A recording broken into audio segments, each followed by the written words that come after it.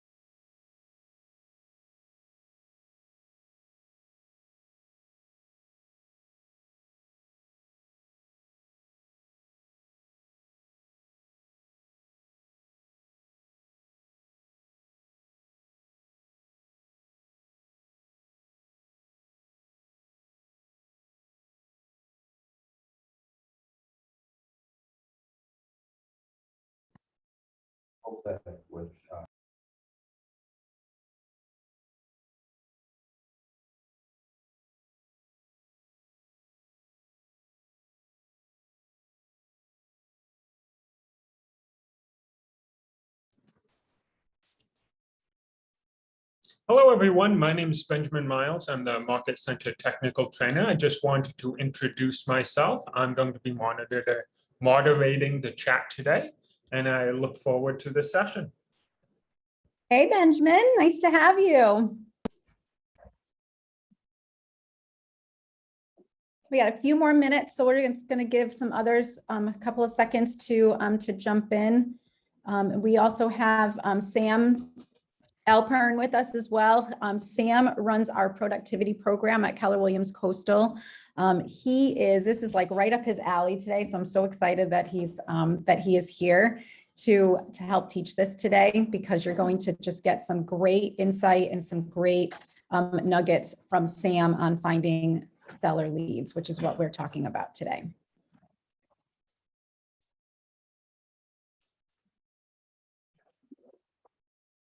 We want this to be totally interactive today, so raise your hand if you want to contribute something, or just unmute yourselves. You have the chat as well, which Benjamin is going to be monitoring for us. But absolutely, just jump right in and let's make this super, super interactive today.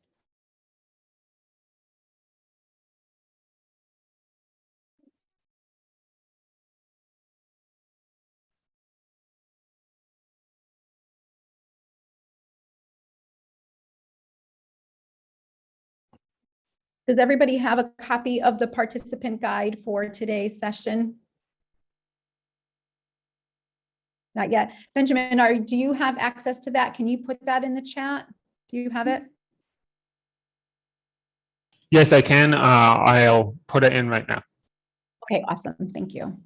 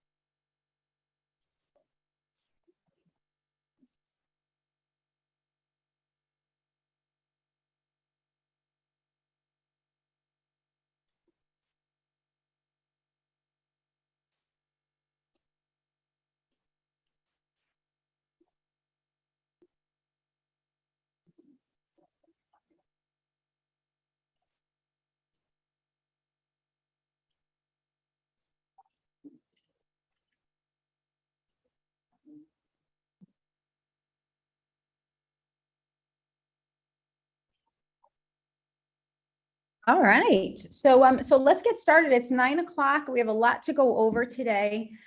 So I just want to introduce myself quickly, and then we introduce Sam, and I know Benjamin also spoke up, but for those of you jumping back on, we're going to introduce ourselves, and then we would love to hear from you guys, how you're doing. Feel free to introduce yourself. Let us know what you've liked so far about all of the series. This is session 8 today, working with seller leads. So I'm Rhonda Messenborg. I'm the team leader at Keller Williams Coastal in Rhode Island. I'm super excited to be here and be your instructor today for this session. We're going to learn a lot and we're going to have a lot of fun today. So Sam, I'll let you go next and introduce yourself. My name is Sam Alpern. I'm sitting next to Rhonda right now, so if you guys can't hear me too well, just let me know. And we'll make sure to adjust the sound over here. I'm the Director of Productivity for Keller Williams Coastal. Started my career with Keller Williams. I've been in the business just over 4 years now.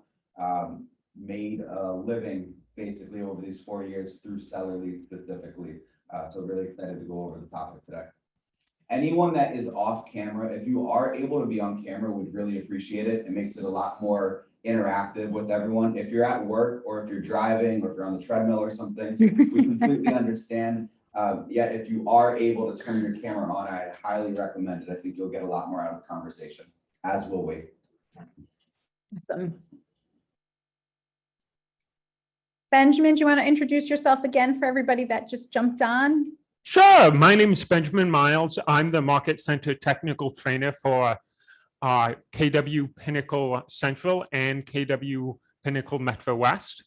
And I've been in real estate now since 2018. From 2018 to 2019, I was an agent at KW Cambridge.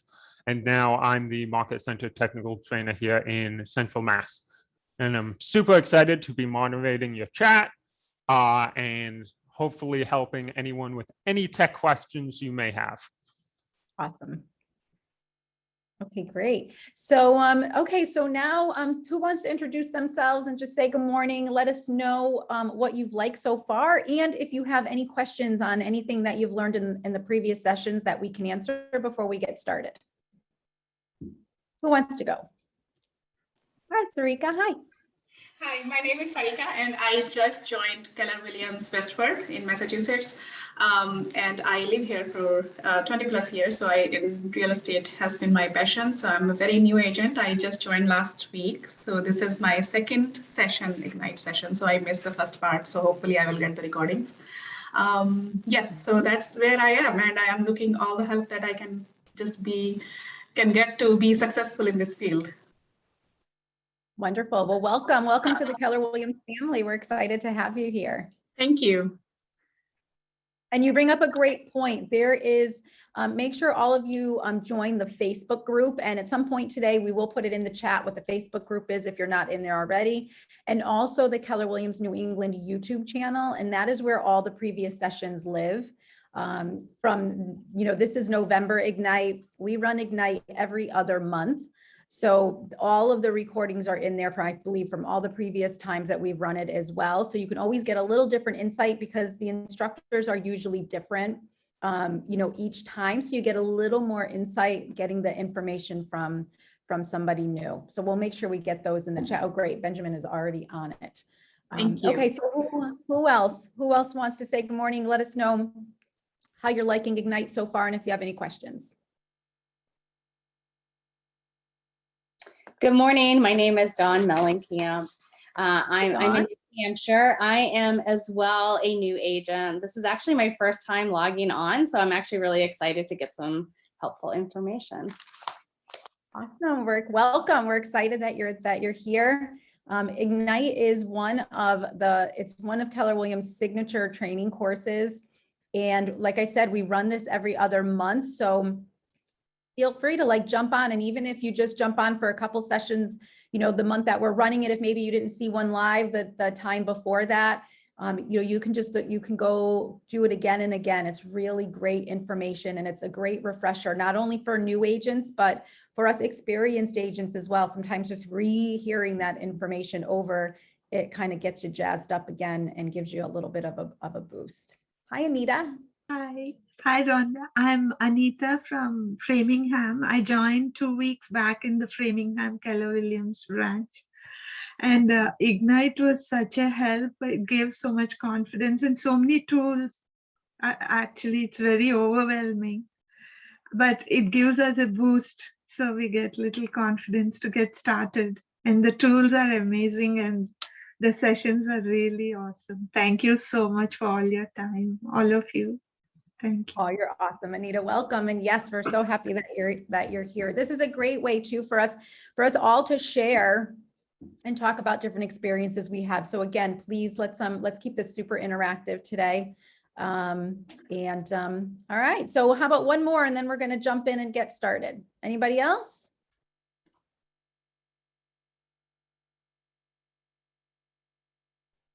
All right, one more. Good morning, Amanda. How are you today? Good morning, Rhonda. How are you? How are you guys? Great. Sorry, I came great. in a little late. What are you guys doing? That's okay. That's okay. We're just finishing up having anybody introduce themselves and just if they had any questions about any of the previous ones. And yes, Amanda just joined us here at Keller Williams Coastal, so we're super excited to have her on board. I'm very excited. Lots of wonderful information, exactly how Anita said. It's been absolutely amazing, a mind-blowing week here with you guys. So thank you. Thank you for your time for all this. Yeah, absolutely. I know when you guys are all new, right? Sometimes it feels like, baptism by a fire hose, that, information is just being poured on you. But, like one piece of advice is just give yourself a little bit of grace and just know that it will all start to make sense to you as time goes on, and definitely lean on the support and your leadership team for questions that you have, because as members of leadership, and Benjamin and Sam and myself, we're all part of our leadership teams in our individual market centers. We love answering questions from our agents. So if you need something or something doesn't make sense, all you have to do is pick up the phone or walk into your team leader's office or ask the person at your front desk. Your director of first impressions will get you in the right place and we'll make sure that your questions get answered. So absolutely lean on us for any support that you need. Wonderful. Okay. All right, let's get started. Okay, so you guys all have the participant guide. So today we're talking about finding seller leads today. Let me start the slideshow here. Benjamin, do you want me to run the slideshow on my computer, or did you want to do it? The last time I did an Ignite session, that ended up working better, that the presenter, yes, Okay. if you could do it, it worked better the last time. You got it. Okay. Right, good. I'm going to try very hard not to squint. Okay, so let me get back up to the top so you could tell that I was looking through this earlier today. Hold on one second. Let me get back up to the front here. Look at all this stuff we're going to talk about today.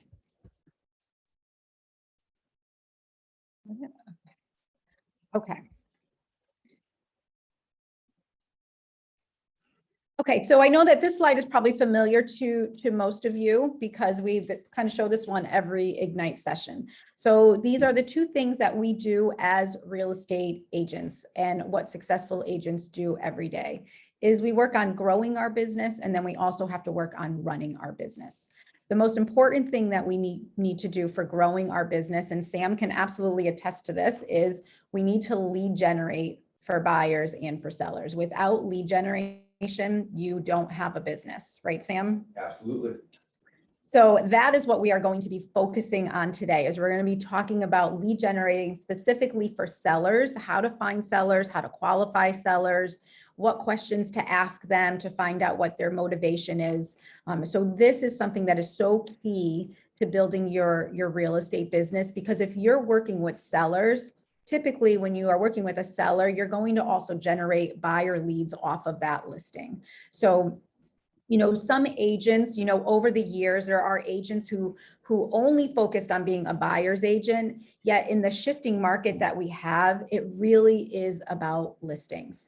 And if you're familiar, I know that a lot of you are brand new. So if you're getting familiar with the Millionaire Real Estate Agent models, the Red Book, that's what the Red Book teaches us, that it is about, first of all, leads, right? And through lead generation, listings, it's all about listings, because listings are going to, it's going to guarantee you a sale if it's priced right. And it's also going to bring you additional business. It's going to bring you more business.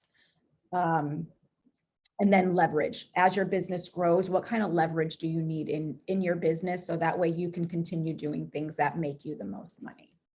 And the big thing with that is all three of those, they feed off of each other directly. It has a cycle. The more listings you bring in, the more leads you end up getting, and listings are much easier to leverage than a buyer would be to begin with. So it just keeps feeding into one another. I may be getting a little bit ahead here, but I want to bring up the difference of a listing and a buyer in terms of an opportunity standpoint. A listing, you have about 5 opportunities to sell a property.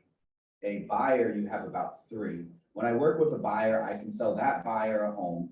I can get a referral from them. And if that buyer has a property to sell themselves, then I can sell that one. A listing, I can sell that listing for my seller. I can sell the buyer, I can sell the seller home that they're purchasing. So now that's 2. I can network throughout the neighborhood, get a listing within the neighborhood by leveraging my listing that I have right there. I can get a referral from that person, or I can have a buyer that's going to purchase that property, or another one that comes through, let's say an open house, sign call, and any other marketing that I'm doing. So there's a lot of power in having those listings from an opportunity standpoint. That's not even taking into account the how unbalanced it is in today's market of the amount of time it takes to run a transaction on the seller side versus the buyer side. You can work a listing in about 10 to 20 hours throughout the entirety of the transaction. A buyer, it takes you about 40 hours right now. And right now, maybe even closer to 50 or 60, just because of how little inventory there is out there. Awesome. Yep, it's great. And Benjamin, if anybody puts anything in the chat that needs our attention, please just interrupt and feel free to bring it up if somebody has a question. Will do. I definitely will. Okay, awesome. Okay, great. So this is what we're talking about today. Just what Sam said, we're talking about lead generating for buyers and for sellers, because as Sam said, it's sometimes you might be lead generating for a seller and they may be a buyer as well. So you might get a 2-for-1 just out of that one conversation to find out that they're looking to do both. Now, the other thing, when you are staying listing focused, and people that are working with a lot of buyers, especially newer agents, don't necessarily understand this, it is a huge, huge value proposition to your buyer clients if you are listing focused. I know there's a lot of agents that we're working with here locally that are newer, and they start telling us how they're looking for 30, 40 minutes per client on the buyer side through MLS to see if there's anything on the market that is appealing to them. When all of those buyers have already received those listings, they've already gotten automated emails, they're already scouring through the internet to look at those properties. That agent isn't doing any extra service. They're just waiting around for an opportunity to come about. When you stay listing focused, you can leverage that buyer you're working with, start calling on those neighborhoods and those types of properties that they're looking for. And now you find them an opportunity before the rest of the world knows about it. So what better value add for your buyers than to try to find them a listing that can lead to an opportunity without all of the other competition. And if it doesn't work for your buyer, now you know it works for you as a listing opportunity. Any questions on that? None in the chat. Okay, that is such a great point. And the things that we're going to learn together today is really going to help you have those conversations. So if you are leveraging that buyer and you are looking for listings for them, you're going to know what questions to ask that seller when you call them. Yes, Anita. So will it be the disclosed dual agency, they say? Will that be that? If we're working with the buyer and then we get a listing too? So definitely your broker. definitely speak to your broker because every state is going to be a little bit different. In Rhode Island, that would be dual facilitation if we were representing both the buyer and the seller. So you would have to figure out, is that something you're comfortable with? Is that something that is allowed in your state? Is that something that your clients are okay with? My thought would be if I find an off-market listing for my buyers and dual facilitation is not something that's appealing to all parties, then I would only represent that buyer and almost treat that seller as a for sale by owner in the moment, or refer them to one of the other agents, my market center, if they do want representation. The big thing is that I found them an opportunity that didn't exist if they didn't work with me. And now they get to tell that story to all of their friends and family, and I get to tell that story in every one of my buyer consultations as well. Okay, thank you. Okay, great. So one of the things that we're going to be talking about as you begin having these conversations is understanding what the motivation is of that seller. Because if you understand the motivation, then you're going to be able to better help them. And so, and does anybody know what is the best way to start to understand what their motivation is? What's the one thing that you can do that to start understanding where they're coming from, what they're looking for, and how motivated they are and what that motivation is? Asking questions. Exactly. It's asking questions. And that is like the #1 key to a lot of this is just asking questions and asking more questions and asking follow-up questions. And then that is also what is gonna bind you two together. It's gonna build that rapport because you're asking questions, you're interested in understanding what they're thinking and what they need. And that is gonna create that relationship. So before we get down to the next slide, here at Keller Williams, we take the Do Not Call Registry very, very seriously, and all of you should as well. And even if we have some guests here from other brokerages, welcome. We're excited that you are here. This is something we bring up all the time, the Do Not Call list. Make sure that you are being compliant with the Do Not Call Registry. If you are using a product like Vulcan 7 or Mojo Dialer, most of those programs have the Do Not Call Registry built in, and you can just kind of filter out those so that you don't see those phone numbers. If you are just randomly calling neighborhoods, make sure you get registered on the Do Not Call list, like on that site. So that way you make sure that you are not violating it because the fees can be super hefty. And you just want to make sure that you are in compliance with that. So you'll hear us say that a lot, just as a reminder. Just a note or question on that. The list is based by telephone number, right? Because I see people have 3 numbers, 2 on the Do Not Call list, 1 not on the call. You can call the other one the phone number, even though it's the same person. Right. Yeah, to my knowledge, and Sam, do you know anything different about that? To my knowledge, you put your phone number on the Do Not Call list. Same for me. You put your phone number. I don't know of a resource that you can use that would be based on the individual person, especially because multiple people can have the same name. So to my knowledge, it is based off of the phone number. And any of those times that you're finding multiple phone numbers, are you using some sort of resource that is getting you potential data for them, like a Vulcan or a RedX? Yeah, land voice. Yeah, so same type of system. So they're already pre-scrubbing it. So those types of platforms are awesome to use. And you're then figuring out of these 3, 4, 5 numbers, do I potentially have the right phone number in here? And then just focus on those that are not part of the Do Not Call registry. Okay, thanks. Great question. So the first thing we're going to talk about is where do we find seller leads? So where would seller leads come from? If you're sitting down today and you said, you know what, my lead generation today, I'm going to find myself some seller leads. So where do you look for that? I gave the first one away because I got a little antsy with my button. But the first place that you should look is in your database. So if you guys were a couple of days ago, we did, we talked about database in session, I think it was session 4 of Ignite. And it was all about your database and how valuable and how important your database is. All of our databases, there are leads that are sitting in our database where all you have to do is just get in contact with them. And if you're a brand new agent starting out and you're thinking, I don't have a database yet because I'm brand new in the business.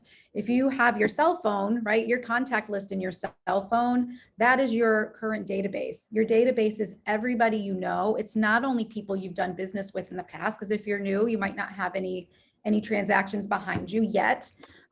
However, all the people that you know, all the people that already know you, love you, trust you, your Facebook friends, like those are your contacts. Those are your database. You can absolutely reach out to those people. They already know who you are, and just let them know what you're doing, right? Joining a real estate company, getting your real estate license, that is such a great announcement to put out there, and just let people know, hey, you know what? I just joined Keller Williams Realty. I'm a brand new agent. I'm excited to help buyers and sellers with their real estate needs. You work for the largest company, right? We have the largest agent count. So you have the power of Keller Williams behind you. So don't get bogged down in, I'm a new agent and nobody's going to work with me because I'm brand new. You have this whole power behind you, and use your market center. Use, if you're working with a mentor, your mentor's experience behind you. But that is like the first place you should be looking, is reaching out to your database. Now, one thing I want to just point out, Rhonda referred to people that are on your social media, people that are in your contacts in your phone, in your email, your previous job, whatever it may be, as your database. They're only your database if you get them in there. So you have to make sure that you get people into your database. Your database is your business. Anyone that speaks to Brooke Silva, our regional tech trainer, she always refers to database as data bank, because that's where we make all of our money. Our number one job as real estate agents is to do lead generation and lead follow-up to a correlation of what we're looking to accomplish. So make sure those people are in a database. I highly recommend using Command. This is being built for 180,000 agents and growing, and use the resources that are here for you rather than looking at recreating the wheel. And just make sure that you are using a database, no matter what it is. If it's not Command, use something, because when you have 5 people that you're managing relationships with, it's very easy. When you have 500, 5,000, or however large you want to grow this business for yourself, it is going to become a lot more difficult, and you are going to need to use Command for certain things regardless, just to get your commissions to your market center. Start in the very beginning of the relationship with that individual. One thing to add to that is I noticed you mentioned the database to data bank class that Brooke does. I just included the link to her YouTube video covering that subject in the chat for anyone who's interested. Great, thank you. Yeah, she's amazing. She is amazing. And that class is super, super valuable. All right, so aside from our database, where else can you look to find seller leads? Does anybody have an idea? Somebody want to throw something out there?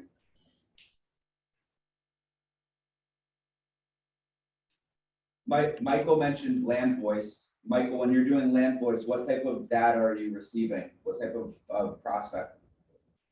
FSBOs, pre-foreclosures, and expires, no old expires, like something 2 years old or something. Neighborhood. All 3 really good sources for seller leads. For sale by owners are raising their hand. I want to sell my house today. Somebody bring me a buyer. 60% of them are not only unsuccessful, they actually go as far as listing with an agent. So you want to be that agent in relationship with them when that time does come, because there's a very good chance that that individual will list with an agent. Expired listings very recently showed the interest in selling their home. Very well may be looking to do it again right now. And if it's not now, they're much more likely than the random person out there in the world to be listing their home again in the next year or 2. So huge opportunity there. Pre-foreclosures, people that are in maybe a more of a distressed situation, another opportunity for sellers. What else can you guys think of? Isabel mentioned neighborhood. So I believe what she's referring to there is circle prospecting. That's a great opportunity. Where else can we find sellers? How do you find these, the expired listing? I can see that we can see in MLS. What about the pre-foreclosure or the foreclosure how can we find that? How can you find, did you say foreclosure, Sarika? Is that what you said? Yeah, how can we find that pre-foreclosure listings that? So if you're not using, and Sam, correct me if I'm wrong, if you're not using a program like Land Voice or Vulcan that is going to feed that data to you, you can find a lot of pre-foreclosures. You can find on Zillow. Zillow actually has that status now. One thing to know about that status in Zillow or Realtor.com or anybody else that is reporting out a pre-foreclosure, typically what that means is that the owner of that property is just behind on their mortgage, because that is something they send out, is it's called the Liz Pendants, right? That they send out, that's public. So you can get this information, it kind of gets attached to their deed. There was a notice sent to them that they are behind on their mortgage, and that gets reported out. It just means they're behind. It doesn't mean that what it says to them is you are behind on your mortgage, and if you don't come due, if you don't come current, we're going to start foreclosure proceedings on you. So if you're getting that, if you see that status somewhere and you're like, oh, this is a pre-foreclosure, typically the way you want to maybe handle that is just maybe know that they might be somebody who's looking to maybe get out of their mortgage. They may be in a position. You also want to be super sensitive to that, right? I mean, you want to just you want to be kind about that. Typically, me personally, and for the brokerage side of my business, if I saw that, I might send a letter to the whole neighborhood, not just picking them out, but just send a letter to the whole neighborhood and just saying, as kind of a circle prospecting, we have buyers for this area, and if you're interested in selling your home, I would love to speak with you about how I can help you accomplish that. And then that way you're not kind of picking them out, but yet you are kind of getting them something that says if they are in trouble with their mortgage and they do maybe need to start thinking about selling the home, that you're there to help them. And that way you're coming from contribution, and you're not coming from like, hey, about to go get foreclosed on, do you want to sell the house, right? It's a totally different conversation and a different tone coming from kindness. Anything to add, Sam, on prospecting for those? I just want to echo what Rhonda's saying about the language is what's important there. I was speaking with one of our agents that was on the second Ignite session that Brian Armstrong taught earlier this month, and we were speaking about something similar. And I'm going to ask for anyone that was on there, whether you shout it out or throw it in the chat. Brian mentioned a couple of awesome ideas to find seller leads. I'm curious as who picked up on those and remembered those. So definitely throw those into the chat. I was speaking with one of our agents after that conversation, and he was asking me, is that a little bit like ambulance chase? It only is if that's the type of language that you're using. People that have a distress situation, they still need help. We have an opportunity to really specialize and help them out there. It's all a matter of how we approach the situation. So Rhonda mentioned being able to send mailers to the whole neighborhood. I think you can also do things such as calling them and just not having the script, hey, I know that you're backed up on your mortgage or you're thinking about selling your house. Make your script as it would be anyone else that you're calling around. Hi, my name is Sam Alpern. Just wanted to introduce myself. I'm calling around the neighborhood. Curious if you've had any thoughts of selling recently. I'm not mentioning they're backed up. I just know from my perspective, I'm targeting this specific grouping of people that may be more likely to sell their home. Just like I would with an expired listing, it's just having a certain message that isn't coming across harshly. Perfect, exactly. Okay, so Nathan threw in the chat divorce lawyers. Yep. So divorce lawyers, probate attorneys, estate attorneys, all other great resources for being able to find seller leads. And that is predictable business year over year because they're constantly working with those people that have that need. So if you build a relationship, let's say with one estate attorney, they may send you 4 referrals over the course of the year. And then having a specialty in that area. Benjamin. Sorry about that. I just wanted to mention that Shelley Marr mentioned in the chat that you can also go to the town hall to see who is delinquent in taxes. I never heard that one, thought it was good to add. Yeah, that's a absolutely. great one. Great. And that's also awesome then to start building a list of investors, people that flip properties, people that rent properties, because they're going to look for those opportunities. And because that is a little bit more of a distressed situation, they may have a need to just get out quickly rather than maximize the value. So being able to offer an array of options, we can get an investor in here, get you a cash offer, no inspections, make it happen very fast or on your ideal timeline, or to be able to get the maximum value, this is what we can do on the market. So love that. Thank you for adding that in the chat, Shelly. I also want to mention open houses, because there are going to be people that walk into the open house. Some of them are looking for property. Oh, I didn't. There you I didn't go. realize See? it was- We got that. We got that going. Some of them may be looking to purchase a property. Some of them are just nosy and wanting to drive around. Down here, we're by the beach. There are people that after the beach on the weekend, they'll just stop by an open house because it's on the way home. There will also be people that are living in the neighborhood, and they're looking at that $400,000 property to see what their home may be worth. This home's listed for 400. It's 3-bed, 2-bath, 1,500 square feet. Mine's 4-bed, 2.5 bath, 2 blocks away, and it is 2,000 square feet.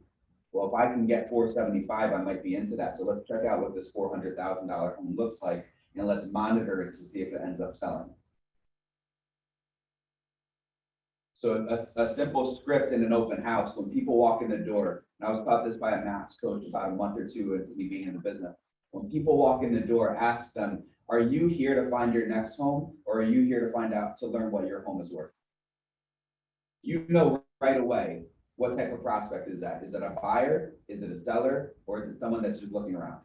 And now you know how to allocate your energy when you're having 10 different groups of people walking in the door. Who would we be focusing on? That's gold. I hope everybody wrote that down. And maybe Sam, you can type that into the chat as well. Just that conversation right there and how to greet people coming into open houses that you're hosting is absolutely amazing.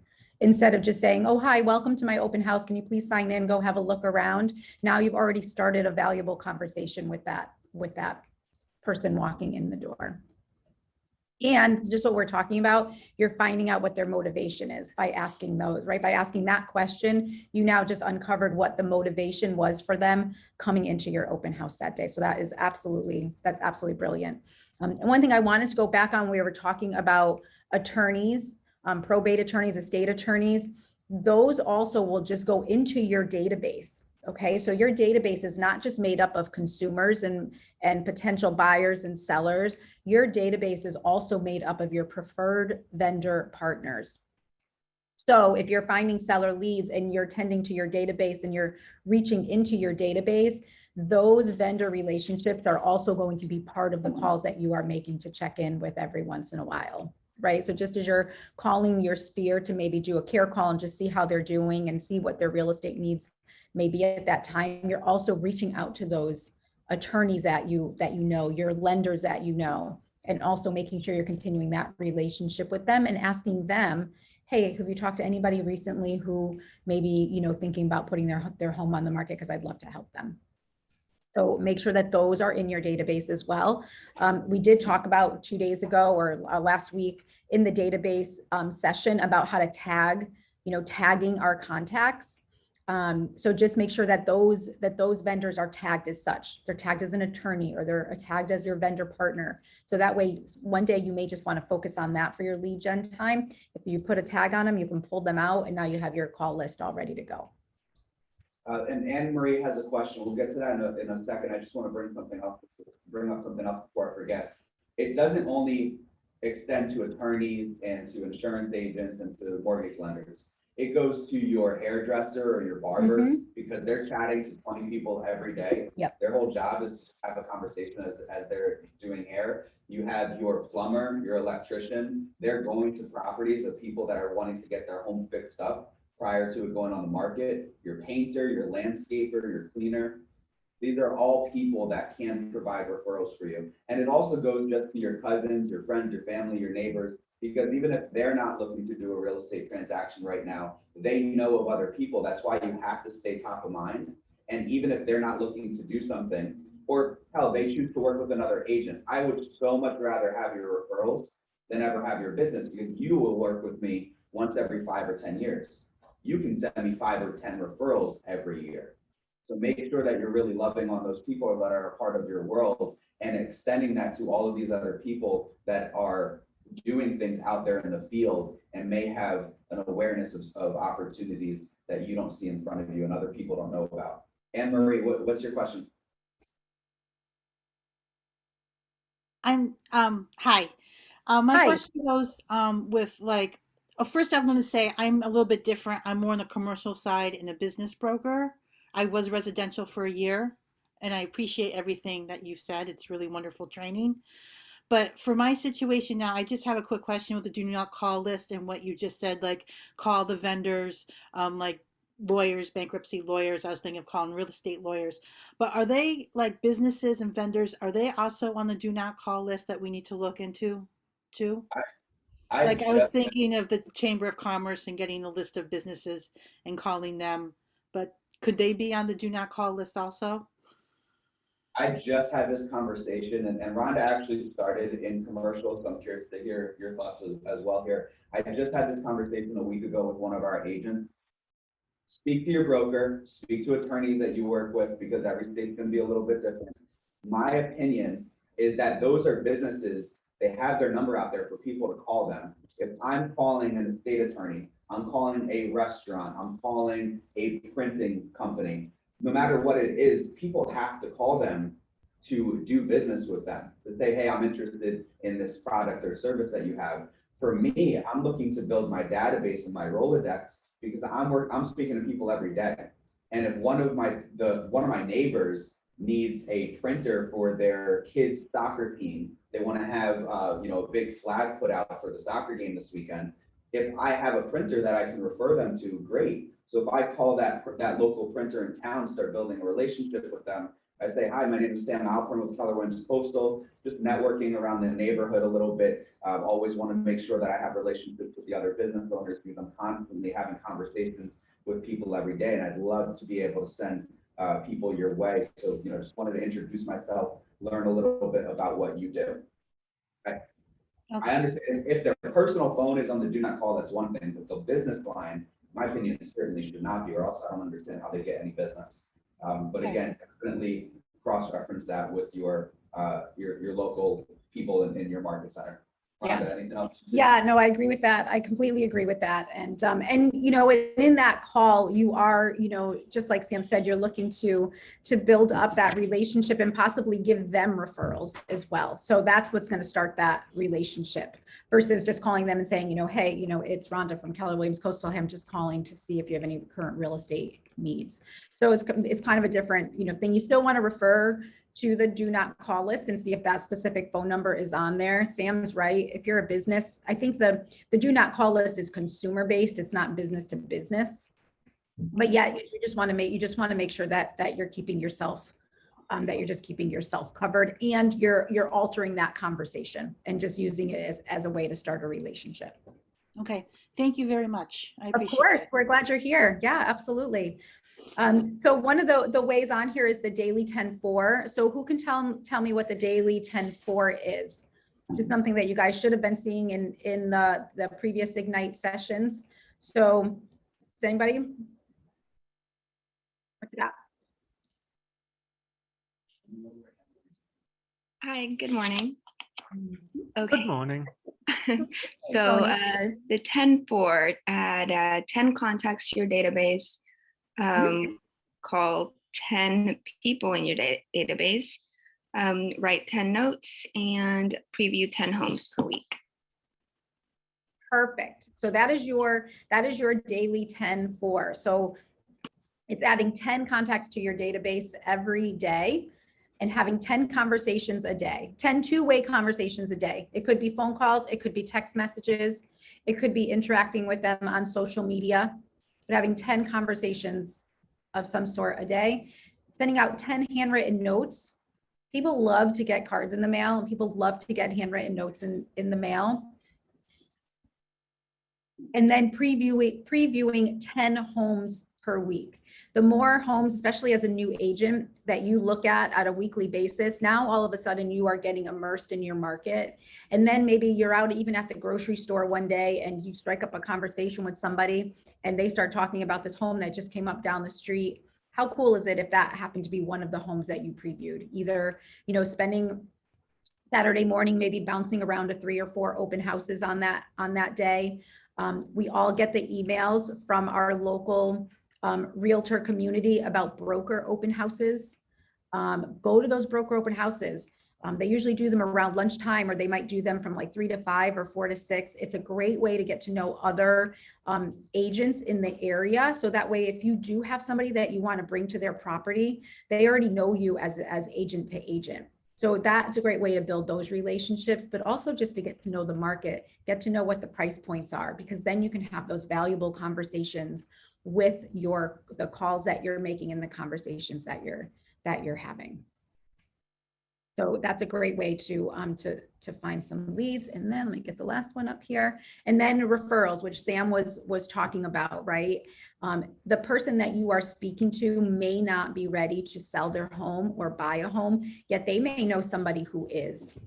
And the vendor partners that you have, they will be able to help give you referrals, so that way you can continue to build your business. Your family members, your friends who may not be ready to do something yet, they may be able to say, hey, you know what, every time somebody asks me about real estate, I give them your name, Tony, because right, you're my realtor, you're my go-to expert in this area. And so I want to make sure they have your contact information.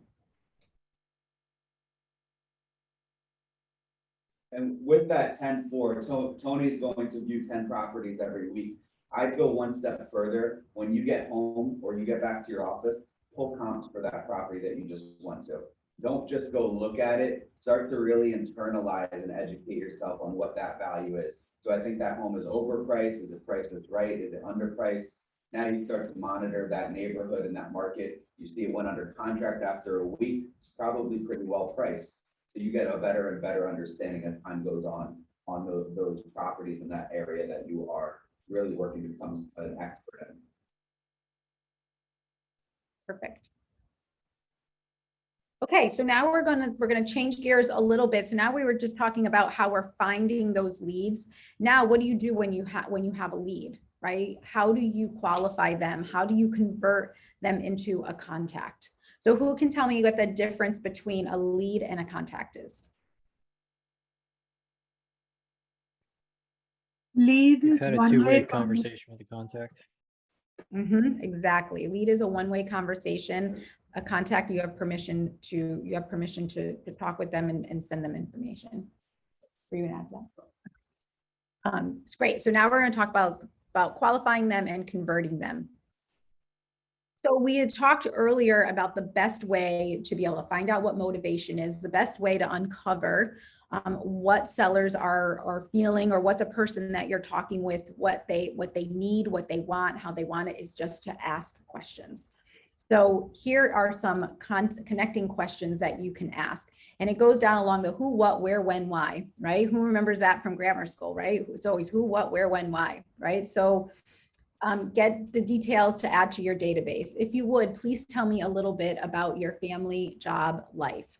Who remembers what Ford stands for? Does everybody remember Ford, F-O-R-D?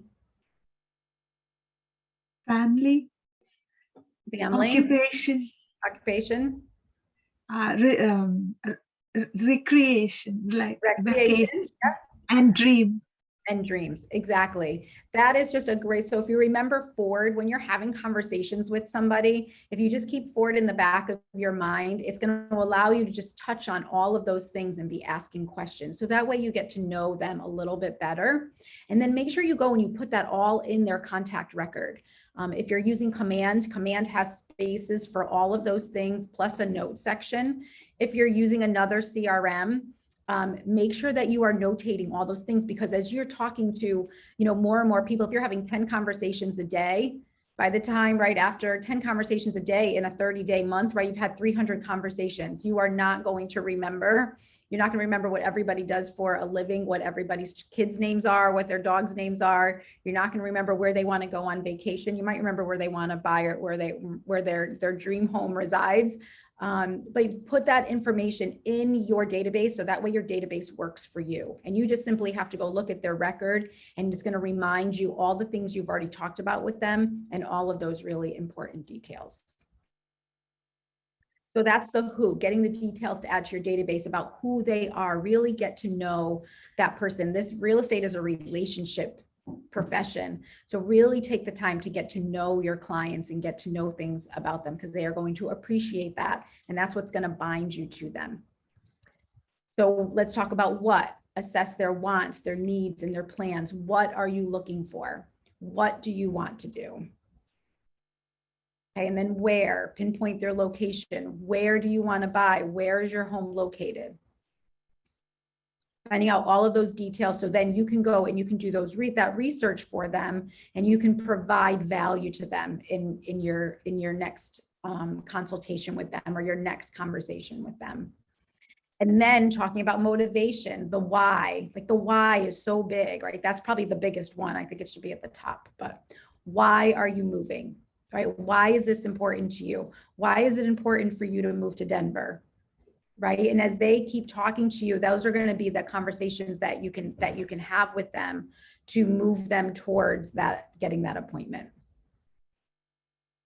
Okay, and then talking about when. It's always, sometimes we forget to ask when they're doing it, and then we're like, oh, do they want to move now, or is it in 3 months from now? By knowing the when part of that, that's going to help you categorize them into somebody that's ready to move quickly, or maybe they're a nurture client that you just have to nurture for the next 2 to 3 months until they're ready to do something. But sometimes we just forget to ask that simple question of when.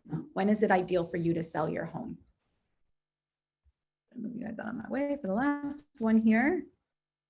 And then how, right? What are their expectations? How do you plan to do this? Right? The expectations part of it is also so important. It's so important to manage expectations with our clients so they know what is expected of them, and they also know what is expected of us. We know what they expect from us, so that way we can make sure that we are providing the value to them in the way that they want to receive it.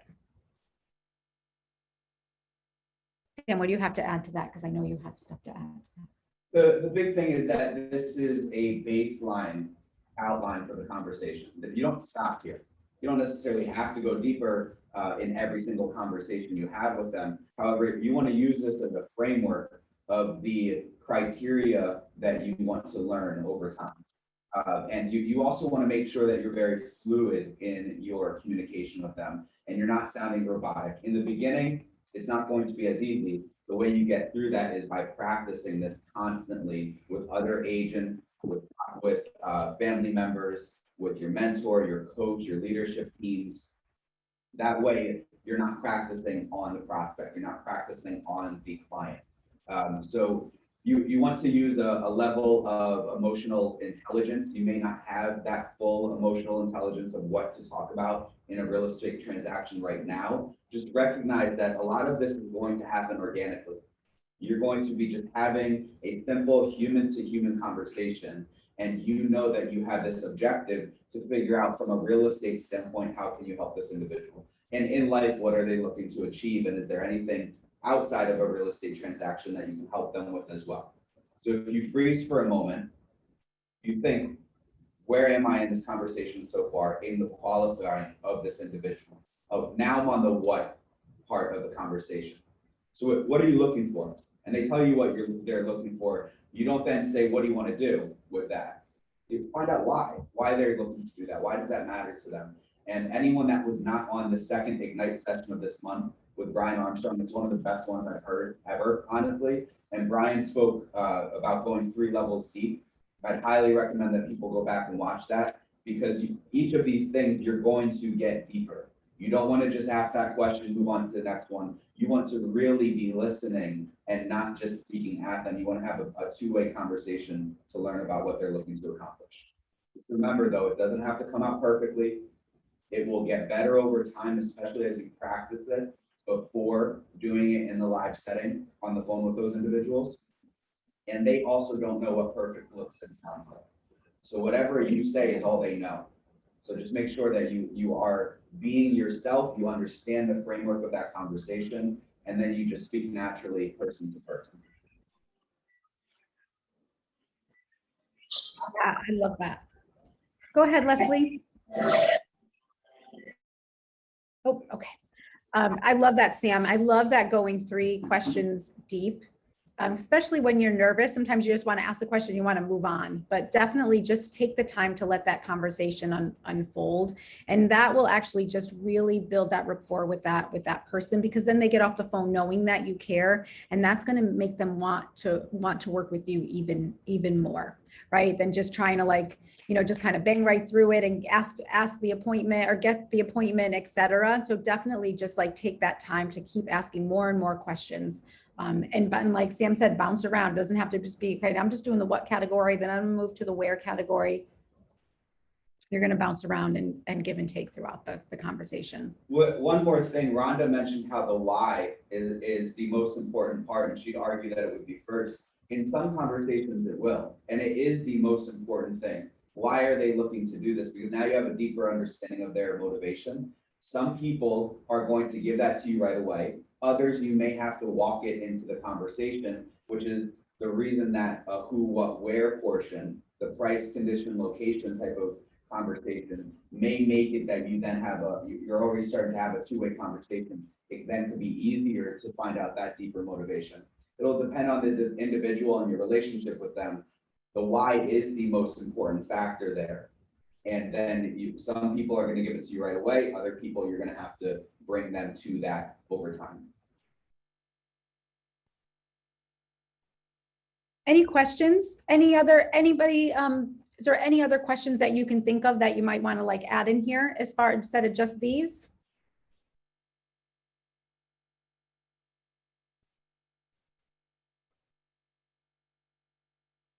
No? Okay. I think Not in the chat. I'm sorry, go on, Benjamin. I was just saying there's no questions in the chat. Oh, okay, awesome. I think the big thing to recognize is that there will be things that are not listed here. You may not use any of those things that are listed there in that conversation. You're just having a person-to-person conversation. And you want it to be what comes fluidly for you and naturally and organically for you, with the intent of knowing the who, what, where, why, and how of their life situation and real estate future goals.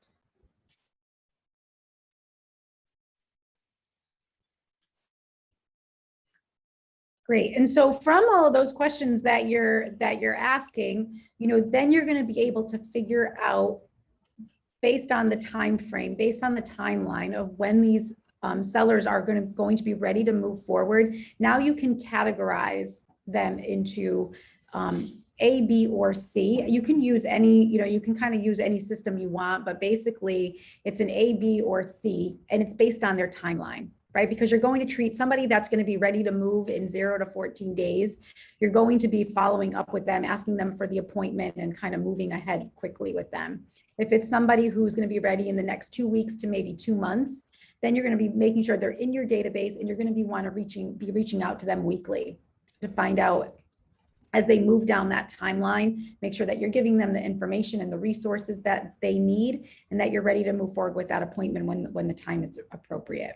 And then if there's some who say, you know what, I'm actually thinking of selling my home next spring, I'm really not going to be ready to do anything until next spring. You still want them in your database. You want to make sure that you are continuing to stay in touch with them on a regular basis by calling them monthly and checking in. And, but you are not going to be in that daily kind of conversation with them, whereas you may be with the A person who's getting ready to do something and do something right now. Does that make sense? And you can also use your tags. We were talking about database. When you put them in there, you can also tag them as such. So that way you know, right? That way you know what, you can pull all of your A's out and just make sure that you're touching base with them every couple of days. You can, pull all your C's out and know that you need to have them on a monthly nurture and putting them on a smart plan to make sure that you're staying in touch with them. So you can use that information and use that categorization to be able to tag people and then make sure that you are staying in touch with them, because you want to just make sure nobody falls through the cracks, right? That's the beauty of using your database and having your database work for you in conjunction with, you know, all of these Ignite sessions. They all just build on each other. And if you're using the resources and you're using the tactics and the strategies that are coming from each of these Ignite sessions, it's going to just build your business in a way that your business runs systematically and that your database works for you. Because at the end of the day, you want to make sure that these leads that you are working hard to find, you want to make sure that they don't fall through the cracks when it comes time to do follow-up. Right? Because it's one thing to be able to call and have, you know, find 10 seller leads today and have great conversations with them. Yet if you don't follow up with them, then you're going to be back at ground zero. So that is like the next step is, once you find them, is how are you going to stay in touch with them until they're ready to be converted into an active seller. And Rhonda mentioned using tags. I would also have all of these people in your pipeline, which is your opportunity section of command. That's going to give you an understanding of the health score of your business. It shows you your overall possible income and revenue that you can bring in, along with your probable based on the time frame and conversion ratios for all of those different stages. So what I would look at here, if I was adjusting this to how I view the business, A would actually be in that scheduling phase of an opportunity. It would be past the cultivate phase. This person is looking to get started in the next 2 weeks. I need to schedule an appointment with them right now. The B section I would look at as a hot opportunity, and that is part of the cultivate phase of opportunities. C, if it's, let's say, 2 months to 6 months out, I'd look at it as that nurture category. 6 months to 12 months would be the watch category under the cultivate phase. And then if they're further than a year out, which is going to be a very large portion of our database, if they're further than a year out, you don't necessarily have them in your opportunity section, because I view opportunities as your pipeline for these next 12 months, yet you are still following up with them as well. And the way that you're going to do that is going to be through things such as a 36 touch plan. I just want to do, Yeah, no, go ahead, Benjamin. Nope, I was just going to ask about smart plans, but go ahead, please. I was going to just talk about smart plans briefly. We're on the same mind track there. I just wanted to mention that within if anyone doesn't know about smart plans, what smart plans are is it's marketing automation. So it allows us to send out automated emails, text messages. It allows us to set tasks, set reminders for ourselves to do different actions. And within the library of your command system with smart plans, you have about 10 Keller Williams smart plans that KW has put together for you to utilize.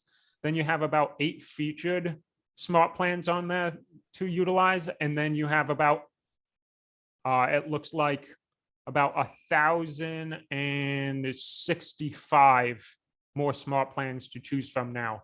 And those are always going to be expanding, because if you have a smart plan that you create custom and you want to share it with the community, you're more than welcome to do so. So we're working together on this to build out this library to help all of us at each stage of this, A, B, or C. There's different smart plans for you. For example, if we are talking about, let's say, the C, so this is the people that is more longer term. We are looking at utilizing the maybe the long-term nurture smart plan, which helps because it will automatically apply other smart plans for you, which is really cool. So if you utilize the long-term smart plan, it will start the monthly neighborhood smart plan for you within the cycle of steps. So Awesome. Yep. So just wanted to add that. And to simplify the term smart plan for anyone that is really brand new to this and feels like they're drinking out of a fire hose, what we're speaking about here is a follow-up system. Not every lead is created equally. So our frequency and our approach should adjust based on their timeline. So all we're doing is having a replicable follow-up system that anyone that is looking to start the transaction in the next 14 days, I should be scheduling an appointment and I should be following up with them daily until I get that appointment scheduled. Someone that is looking to do something 7 months from now, I should not be following up with them every day. So I should have a different smart plan, which is a different follow-up system of how I'm going to be approaching our future communication. Yeah, that is a great point. The smart plans are, I mean, those are just golden. They are absolutely golden. They will systematize your follow-up. And I love, Benjamin, that you can start one smart plan and it'll start another smart plan for you, and that they just all build on each other. It's such an asset to your business. Yep. And then just one other thing with smart plans, which I really like now, is with the use of KW campaigns, we can now run Facebook ads directed to our database. So for example, if you're utilizing that strategy to generate any of these leads, you can automatically tag them within your system and automatically start them on a smart plan. So if you're running a Facebook ad or something, you can automatically now have them started on a smart plan of your choosing. And this is my personal thought process, but the best agents out there right now are the individuals who can take the unique value proposition that they have of what they give value to their clients, and then taking that unique value proposition and applying the KW technology smart plans in order to automate their own unique value proposition with their clients. Amazing. And for those of you, again, being brand new, understand that part of your unique value proposition, it doesn't need to be something that nobody else in the world has ever thought of. You get to utilize the proven models and systems and value that Keller Williams is offering for people throughout the country, and empowers you to implement for your business and your clients. The unique part, as you're getting started, can be as simple as it being you. Because I'm looking here, I see Nathan in front of me on my screen right now. The way Nathan connects with people and the people he connects with is going to be much different than me. Just like Rhonda is going to connect with people differently, Benjamin's going to connect with people differently, Leslie is going to connect with people differently. That unique value can sometimes be as simple as who you are, because this is a relationship-based business, and people do business with those that they get along with and that they trust. Absolutely. Great point, Sam.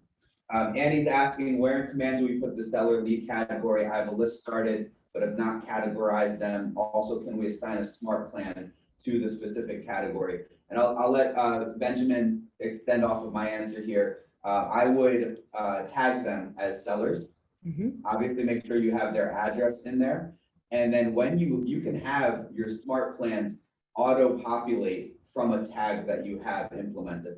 So if I have a seller smart plan, now I would over time want to make it more specific to this type of seller. If it is a for sale by owner, an expired listing, or someone I met at an open house, I may have a couple of different messages that would vary based on their lead source, not just the lead type of being a seller.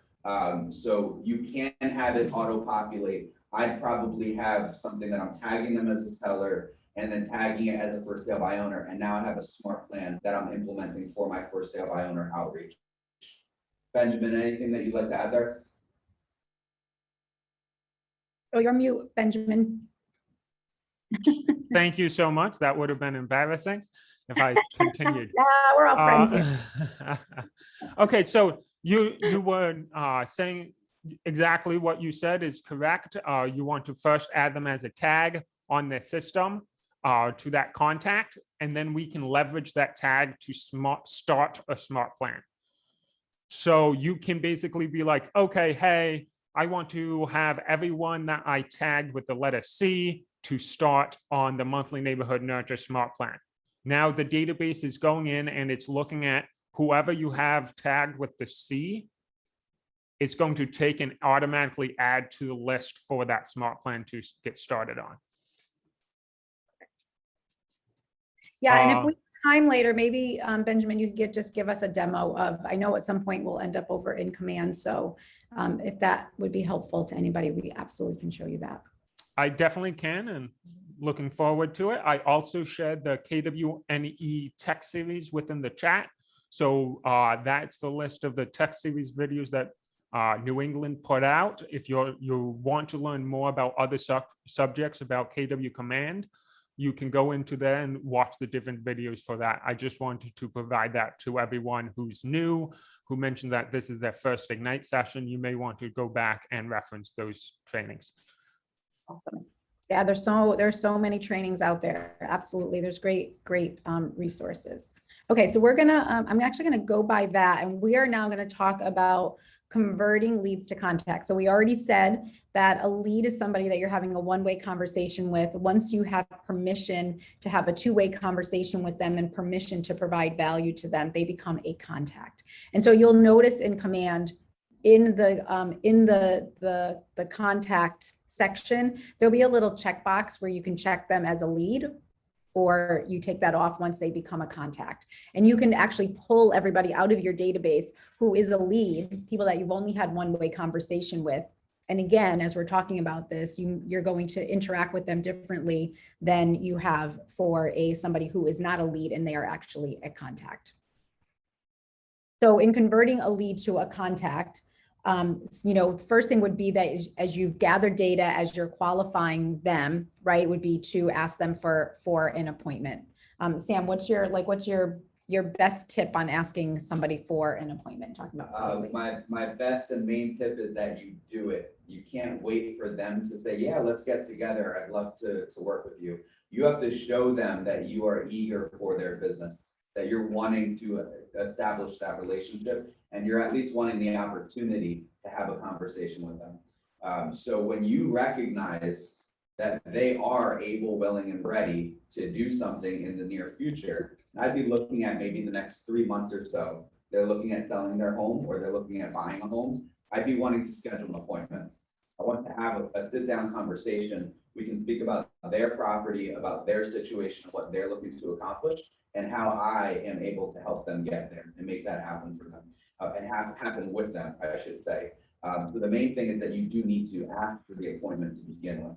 You need to ask the right questions: the who, what, where, why, and how, and when during your qualifying of them. And when you recognize that there's an opportunity here, you can't keep asking, or you can, but you shouldn't keep asking those who, what, when, why, where, and how questions. Now you have to ask for the appointment. You have to move on to the next step. Part of that is by practicing this, to be prepared to get to that point to begin with. And then once you recognize it, you have to take action on it. You can't wait around for them to ask you for the appointment. You have to ask them for the appointment. You have to show them that you want the opportunity in the business. And then when you're on that appointment, you have to ask for the business itself. So, you have to take initiative there. You can't wait on them to do it for you. Yeah, and I love that point, Sam, too, that, right, they maybe 3 months from now that they're thinking of selling their home or listing their home. Ask for the appointment now, establish that rapport with them, right? And now, I mean, here we are moving into 2022, and, knock on wood, we're back in front of people. We're back in person with people. Think about right through 2020, there really was not a lot of face-to-face contact and person-to-person. We were doing things over, like a lot of listing presentations happened over Zoom, over, when we were, right in the crux of the pandemic. Now we are getting back in person again. And there is something to be said for being able to do that. And even just saying, hey, listen, let's just meet. I'll just buy you a cup of coffee and love to talk with you a little more about what it's going to look like, what the process is going to look like, right? Sometimes like providing value is, about talking to them about what the process looks like for them to list their home. Maybe they're listing their home and they want to buy something at the same time. A little tricky in this market right now, kind of trying to do that. So it's important to sit down and talk about what that looks like, so you can answer questions and then they are prepared and understand what that process is going to look like. I also want to bring up, during this Ignite phase of your career, what you're looking to accomplish is learning the fundamentals, starting to put them into practice, and building the right habits. So a habit for asking an appointment, Rhonda brought it up. being able to ask your friends and family, hey, this has been a great conversation. I'd love to go grab coffee this weekend. Would you be available Saturday at 10 or Sunday at 2 o'clock? I always give 2 times whenever I'm doing things, and I'll get into that in a second. But get in the habit of asking for an appointment, even if it's not a consultation yet. Now, over time, I can't just be getting coffee and grabbing lunch and drinks with every single person that I ever speak to. I'll have to make sure I'm prioritizing my calendar wisely. However, if I know that based on my calendar, the way I've allotted my schedule, I have from 3 to 5 every day to go on my appointments.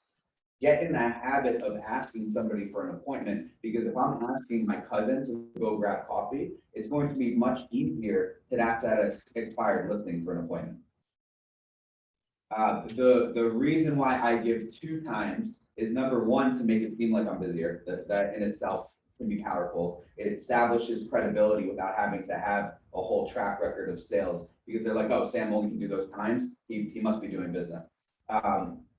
The other reason is, especially as a listing agent, I would look at this regardless of how, where your business is being weighted, buyers, sellers, tenants, and landlords, but especially as a listing agent for sellers, the leverage piece, part of it is really being able to leverage your calendar, being able to dictate your schedule. So I say to Nathan that I'd love to get together. I've really enjoyed this conversation. I'd love an opportunity to discuss further how I can help you out. I am available to, I can stop by your place tomorrow. I can do Thursday, 4 o'clock, and I can also do Friday at 1:30. Which of those would be better for you?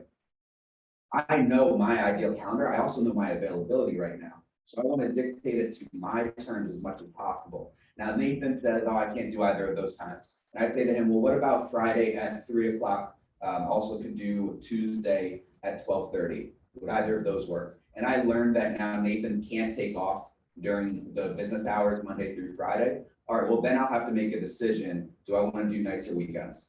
And in the summertime here, I want to be at the beach on the weekend. I don't want to be going to a listing appointment at 11:30. That just meant I can't go to the beach in the morning. And now by the time I'm done with that listing appointment, it's going to be 2 o'clock when I get home. And after I've had time to send over some documentation afterwards, I'm not going to the beach at 2 either to get there for 2:45 or whatnot. I just ruined my whole Saturday. I just took up my whole Saturday by not empowering myself to ask for the appointment. Now I understand in real estate, you have to make concessions. As part of this business, it can very much be a 24/7 business, and we are working nights and weekends. That there are advantages and disadvantages to what we do. Yet if you really work to dictate your schedule, you are going to have a higher opportunity and likelihood to not have that appointment in the most unopportune times. If I say to Leslie, when is a good time for you? Leslie says Saturday at 11:30. I know that's the worst time for me. Now I'm gonna have to walk it back and try to find other times. I give Leslie 2 times. I'm giving myself an opportunity that she can choose one of those. If she doesn't, I'll give her 2 more. And then eventually I learned that she can only do nights and weekends. Or well, I'd much rather do Thursday at 6 o'clock rather than Saturday at 11. So now I'll ask Thursday at 6. I'm dictating my calendar rather than just letting them tell me what works for them, while also establishing the credibility that I have a lot going on. My appointment on Saturday might be I'm going to the beach. They don't need to know that. They just need to know that I have an appointment on Saturday. So let's do Thursday at 6 instead. Yeah, that's such a great point, Sam, because otherwise what ends up happening, just as Sam said, is that you're going to set your appointments. If you don't block your calendar, this is like a great discussion on time management and blocking your calendar. So just like Sam said, if he's blocking his calendar daily between 3 and 5 for his appointments, he knows that's when his appointments are. Because one thing that agents fall into, and I have done it over my years as a broker, is that all of a sudden you have appointments kind of scattered around your calendar 7 days a week, because you are not dictating what your availability is and asking your agents, or asking that client, can you meet me at this time or this time? Now you do have appointments 7 days a week and they're all scattered here, here, here. And now all of a sudden you have very little time for work-life balance and very little time for family. And that is how agents get burnt out in this business. So while we want to serve our clients and while we want to be there for our clients when they need us and what is convenient for them, it is also so important to set those boundaries and say, I can meet you this time or this time, right? And still serve their needs, but not compromise yourself and compromise the balance that we all need in our lives. Because this business will have you running crazy. You need to control your calendar. So that is like, I love that point, because like that is a lot of years how I ran my business. I was working 7 days a week. I was running around anytime anybody wanted to meet me, even if I had something going on, you know, at home, I would cancel plans with my family to be like, oh, I have to go on a listing presentation. It's the only time they can meet. Instead of learning from the early on that when I ask them for the appointment, I tell them when I'm available and have them fall into one of those time slots. So again, like we're so lucky to have Sam here today. Write that down and really take that and make sure as you're setting appointments that you're really using that strategy, because it will be so beneficial to you as you get busier and busier and build your real estate business. And that's the thing, when you're doing 2 deals a year, yeah, you can just be scattered and not have a database, not have a follow-up system, not be intentional with your lead sources, not be intentional with your calendar, because you're working on 2 transactions a year. I would imagine anyone that right now, Wednesday at 10:15, has been here the last hour 15, has been here the last 10 days this month, you're all looking to build something much bigger than that. You're looking to have a true business and really be able to take control of your life moving forward. Start building the right habits now. Yes. When it is easier to just say, yeah, what works for you, especially because I'm hungry and I want business opportunities. It's a little bit less comfortable to give them 2 times. Start building the right habits now, because as you build this monster of a business that is really going to empower your life and family moving forward, you don't want it to overwhelm you. You don't want it to take away with what this big picture vision is to begin with. And I just wanted to follow up on that and just say that your KW command system was built in order to give you more time to spend with the ones you love because of all of the automation tools. If, let's say, you are keeping track of your conversations in your database, now instead of having to go through all of your paper notes, go through all of these different locations trying to think up the information, you have that one place with all of your information. You can automate your text and emails. You can create your own smart plans, and there's many other features of KW Command that you can leverage in order to make your time or make yourself more efficient with your everyday behavior, including leveraging your website, leveraging your KW app in order to have people automatically sign up for your and be entered into your command system. There's a lot of different things you can leverage with your command system in order to systematize and make your life easier. And going off of that, just like you were saying before, how you can get into the mode of, okay, I'm working 7 days a week.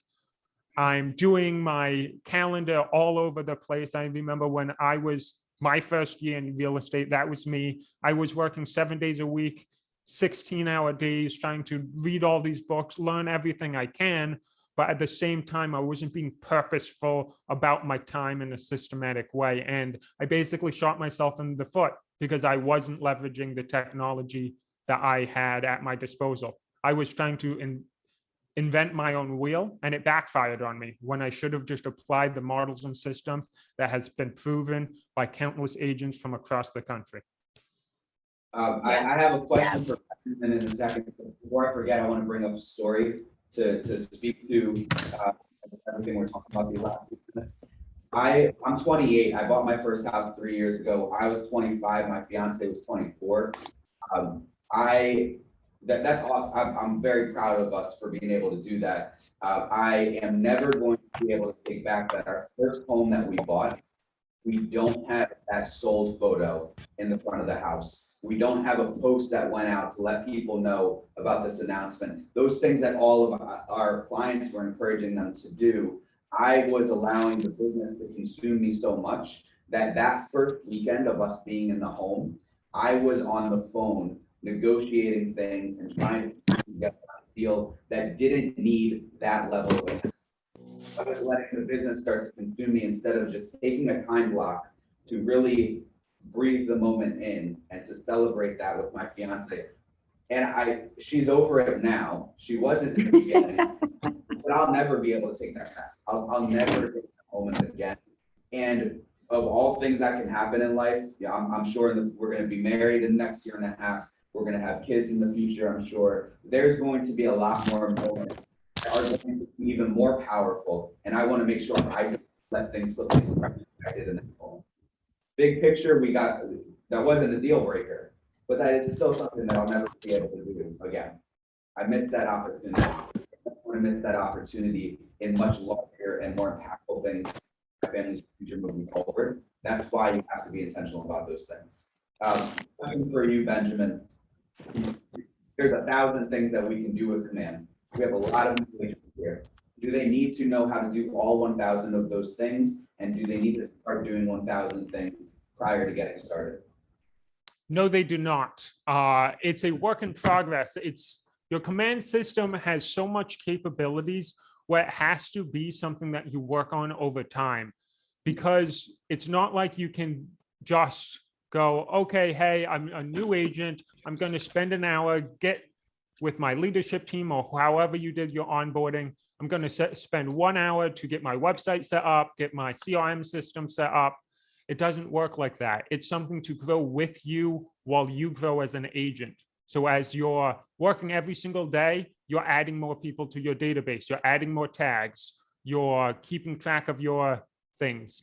But it's really taking it in bite-sized pieces and just getting started. So starting with the 5% of what you need Command to do, you need to store your contacts in there. You need to take notes on all of the conversations you're having so you don't have to remember them in the future. And you need a task reminder to reach out to that person in some fashion moving forward. Yep. Those are the core 3 things that you really need in there. You need their contact information, you need the notes from the conversations, and you need a reminder to follow up with them in the future. Don't worry about taking the whole elephant at once. Take one little piece right now, which is those core 3 things, so you can focus on your most important job responsibility, which is continuing to build and nurture these relationships. Absolutely. Great advice. That's why I really love these Ignite series that we do as a region, because with your KW technology, it's something that you do build over time. You can take a little snippet of it at a time and work on it. And it's something that with each of these Ignite sessions, you're relearning this information over and over again. So that way it gets ingrained into you, and it's not something that you should feel overwhelmed about, because you have the entire region supporting you with your learning and with your training. So don't feel like you're alone being overwhelmed with all of this technology stuff. Just focus in on what he said, store the contacts, task reminders, and notes of conversations to start. Once you get that down, then you worry about improving your business utilizing the tech. But I really liked how you said, store the contacts, task reminders, notes of conversations, because you're right. At the end of the day, you don't need to take all of your technology and learn it all at once. Break it down into small little chunks, because they always tell us, when on all these books I read, they always tell me what you want to do is you want to set a goal, you want to set a 10x goal, then you want to break it down into smaller goals, break those goals down into smaller steps, break those smaller steps into actionable tasks. And that's exactly what you're doing with your learning, is you're breaking it down into a actionable task, which is storing contacts, task reminder, and notes of conversations. Love that. Anyone that's read this book, Millionaire Real Estate Agent, the 7th level, that business owner that has now exited the business, that person still has a job. Even though they have a business, they still have a job, which is to make sure at that point that their CEO is doing what they need to do. All of us are going to have a job, and we need to decide what we want that job to be in our business as we're getting started here. If you want your job to be to create the best website there is out there, or the best website for real estate in your marketplace, and it doesn't bring you any opportunities, you're not having any conversations with people, then what's going to happen is that another top producer is going to hire you to create their website instead. If you get to the point that you're writing the best listing agreement, the best purchase and sales agreement, you know all the perfect terms to put on there, and you don't know how to bring in business, you haven't had any conversations with people, you're going to get hired by a top producer for $15 an hour to write that purchase and sales agreement for them. So we all have to choose what job it is that we're wanting, and that job, we get to create it. That's the beautiful thing about real estate.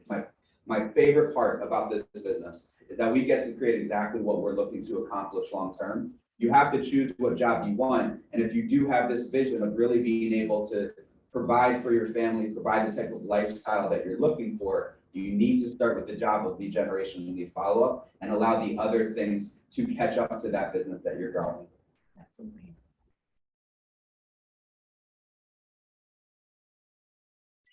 So I know that we've been speaking about this converting leads to contacts. We got a little off track after asking for the appointment. If the appointment doesn't make sense for them or it's not the right time for them, recognize that there still is an opportunity there. There's an opportunity for you to learn. There's an opportunity for you to continue the relationship long-term. And there's an opportunity for you to get referrals along the way. Like I mentioned earlier, Rhonda decides, she's my best friend, she decides to work with another agent. I still have an opportunity to earn all of Rhonda's referrals moving forward. And I so much would rather have her referrals than her business. Because that is what is more powerful for me as a business owner long-term. So make sure that you are asking those questions. Lisa, I've really enjoyed our conversation today. I understand that you're not looking to do anything in a few years. Just want to point out, if you ever come across anybody or do you have anyone in mind right now that you can think of that would be good for me to be able to reach out to and be able to have the same type of conversation? Or Nathan, I understand you're looking to do for sale by owner. Obviously, that's not something that everyone is looking to do themselves and take on all of those responsibilities. Do you happen to know anybody that would be worthwhile for me to be able to speak about this value that you and I touched on today?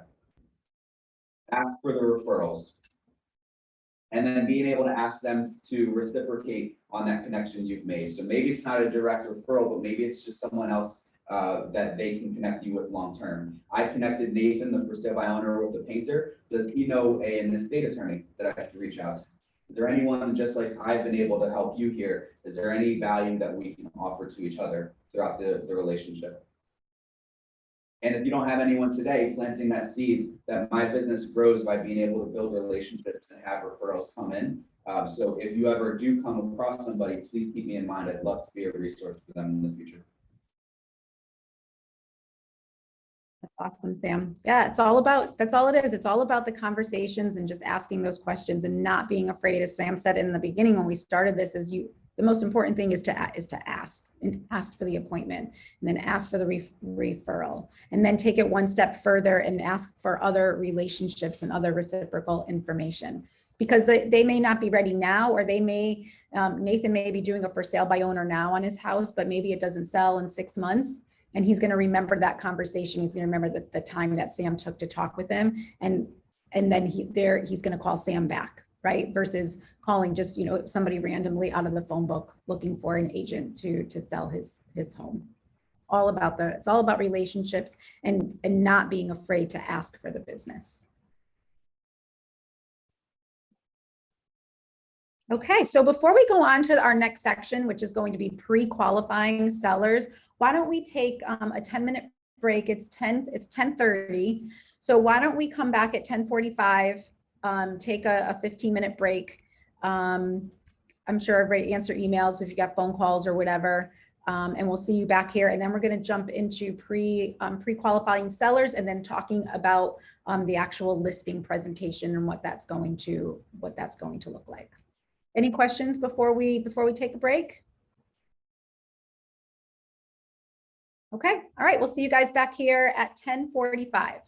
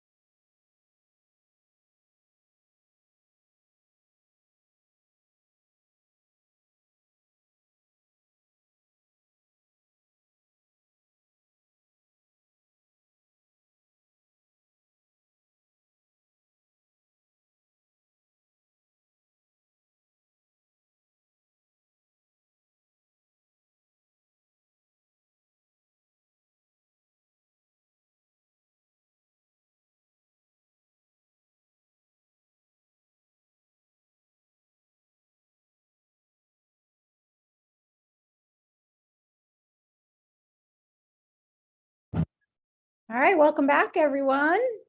Hope everybody had a nice little break. Sorry.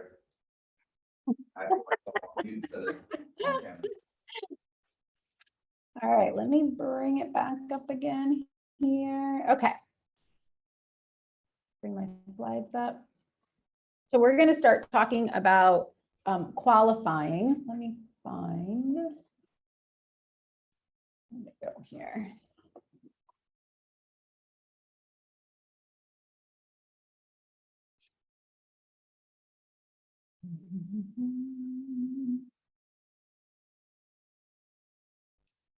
Go.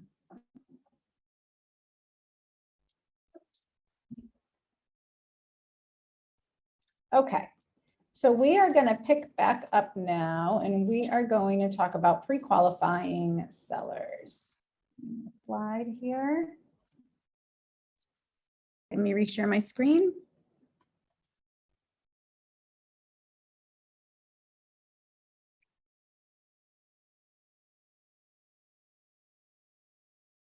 Let me see what I did with it. Hold on. Sorry about that. There we go. Okay, now I'm ready.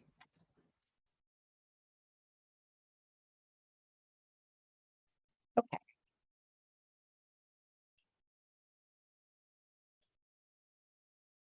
It's not presenting here. All of a sudden, I think our internet over here got a little kind of weird. It's not allowing me to do the present button. That's okay. We'll use it like just like this. So we are going to talk now about pre-qualifying sellers.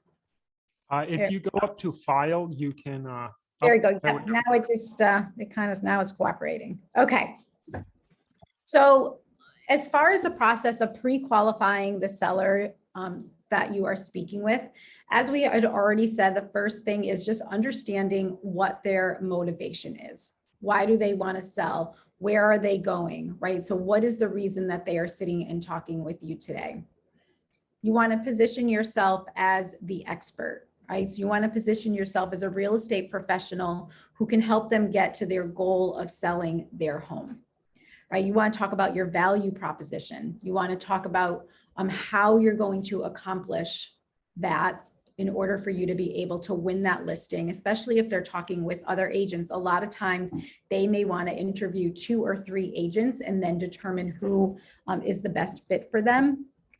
So in having those conversations, you want to make sure that you're positioning yourself so that at the end of the day that you are the one that they're going to choose to work with. The next thing that it says is allow you to price the home to sell for the most amount of money and in the shortest time frame. And I want to talk with you guys a little bit about a script specifically around that. And especially in this market where there's multiple offers, it's about positioning the home to be sold for the amount of money that the buyers are willing to pay for it. A lot of times a seller thinks that they're the ones that price their property, or they think that, you know, they'll ask you as a realtor, right, Sam, how many times has happened to you where they say, well, what do you think my home is worth, right? At the end of the day, it really matters what the buyers feel their home is worth. And the way that you're going to be able to present that data to them is by being the expert of the data and interpreting the data and telling them this is what buyers are willing to pay for homes just like yours in this marketplace. Couple things here. First, recognize that as you're pre-qualifying sellers, buyers, anybody out there, you don't need every one of them to lead to an appointment. Quite honestly, you don't want every one of them to lead to an appointment.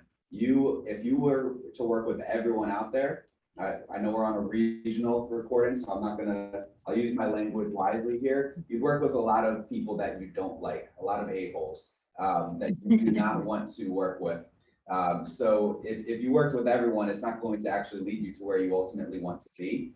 And for that reason, it's okay if most of your conversations don't lead to an appointment. You want to make sure those appointments that you are setting are people that really match what you're looking to accomplish, people that you can help them accomplish what they're looking to do, and that, you know, personality wise, that it is really the right type of person for your world. You don't have to work with everybody out there you don't want to. You need to find those people that really want to be working with you and that you really want to be working with. Another thing is, it says here, position yourself as an expert, and Rhonda's speaking about being able to interpret the data of the comparable sales that other buyers have been willing to pay for similar type properties. Like we spoke about earlier, remembering that part of your value proposition is who you are. Positioning yourself as an expert, it can even just be an expert on what they are looking to accomplish. You don't need to know every single thing about the market to have a conversation with somebody. Those pieces that you don't know, the data that you don't know fully how to interpret and how to communicate during the listing appointment on what the correct pricing is for property. That's why you have all of the other agents and leadership, productivity coaches, tech trainers, mentors that are a part of your market center to be able to feed off of their experience and their knowledge. So you can be an expert on their situation and how you can really understand and care about who they are as a person and as a family and help them get there. Another thing I want to mention in terms of pricing for a home is I learned this the hard way. I no longer give a set price. I give a range, and I make sure that range is based on the comparable sales. And then the range will depend a little bit on, as I'm qualifying this individual and learning what they're looking to accomplish, I'll weight it a little bit more based on where I think they are at. That does not mean I'm overpricing places. It does mean that if someone's wanting to milk the property for all it's worth, then I will have that range maybe be a little bit more on an aggressive end. If 300 is my perfect number, and I'm learning through this conversation, they're really wanting 350, well, then maybe my range is 300 to 330. When walking in the door, my perfect range was 285 to 315. So being able to have a range, that range is going to allow you to keep them engaged in the conversation, even if your number, your ideal number is a little bit different than theirs. Great advice. Anybody have any questions or want to talk further or kind of dive deeper into that? And then the last bullet point here says properly set your seller's expectations, allowing you to create a great customer experience. And that's something too that that we want to touch on. So we were talking early about your value proposition and what your value proposition is. And Sam reminded all of us that sometimes your unique value proposition is just you being in that equation, because we're all different and we communicate differently and we have relationships differently. But there's a couple of things that will go to build in your unique value proposition and how you are, and how you the unique person is conveying that to your to sellers. And the first thing is, it's just all these things we're talking about. First of all, it's knowing your market data. So what makes your what creates value to you, so that way you are going to win the listing. The first thing is that you're going to know the data, or you have to know the data of where that home resides. You should also know the data of where that seller may be going to. Now, you don't have to know it if they're moving to a different area inside and out, like you might know the neighborhood of the home that you're listing, but you just need to be cognizant of what that data looks like. Also, you need to understand what's going on in, we call them our feeder markets, and you may or may not have heard that term yet, but a feeder market is, those are the areas where people are coming from to buy in the location that this listing is going to be in. So for a lot of us, for here in Rhode Island, because Sam and I are in Rhode Island, our feeder markets are New York, they're Fairfield County in Connecticut, Glastonbury area of Connecticut, they're up in Boston, they're along Massachusetts. That's where a lot of folks are coming into Rhode Island to buy properties, especially in the second home in the vacation market. So understanding that and understand what is going on at a high level in those areas, and then also really diving deep into where the property is listed, where the property is located that you're going to list, knowing that market data, that's going to set you apart. That's part of your value. And then the second piece of that is, what products and services are you going to offer throughout the transaction that will be beneficial to the seller? So whether it's professional photography, it's a staging company, it's having the right attorneys in place that, you know, they may say, oh, we don't have a real estate attorney. Great. I have some great referrals for you. If they're looking to purchase a home, it might be a lender that you can connect them with. So what are those products and services that are part of what you do that is going to bring value?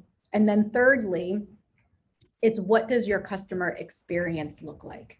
So what are those expectations, and what is that experience that your seller is going to have? Because, right, we always want to strive to get them the most amount of money in the least amount of time with the least frustrations, because it's, you know, selling homes and buying homes, it is a stressful process. And while we can't take maybe all the stress out of it, as their agent, we want to take as much stress away as we can and handle a lot of those things for them. So they're not kind of going it alone and they're not dealing with so much. We want to be that buffer. So putting those three things together, that's what's going to help define what your value proposition is to them. And that's what's going to help you win the listing.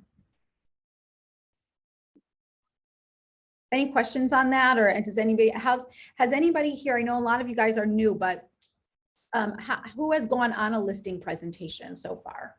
Just raise your hand so you pop up to the front of the participants here. So if nobody, Margaret, great. Margaret, tell us about that. Do you mind sharing a little bit and telling us a little about how it went? You are on mute, Margaret.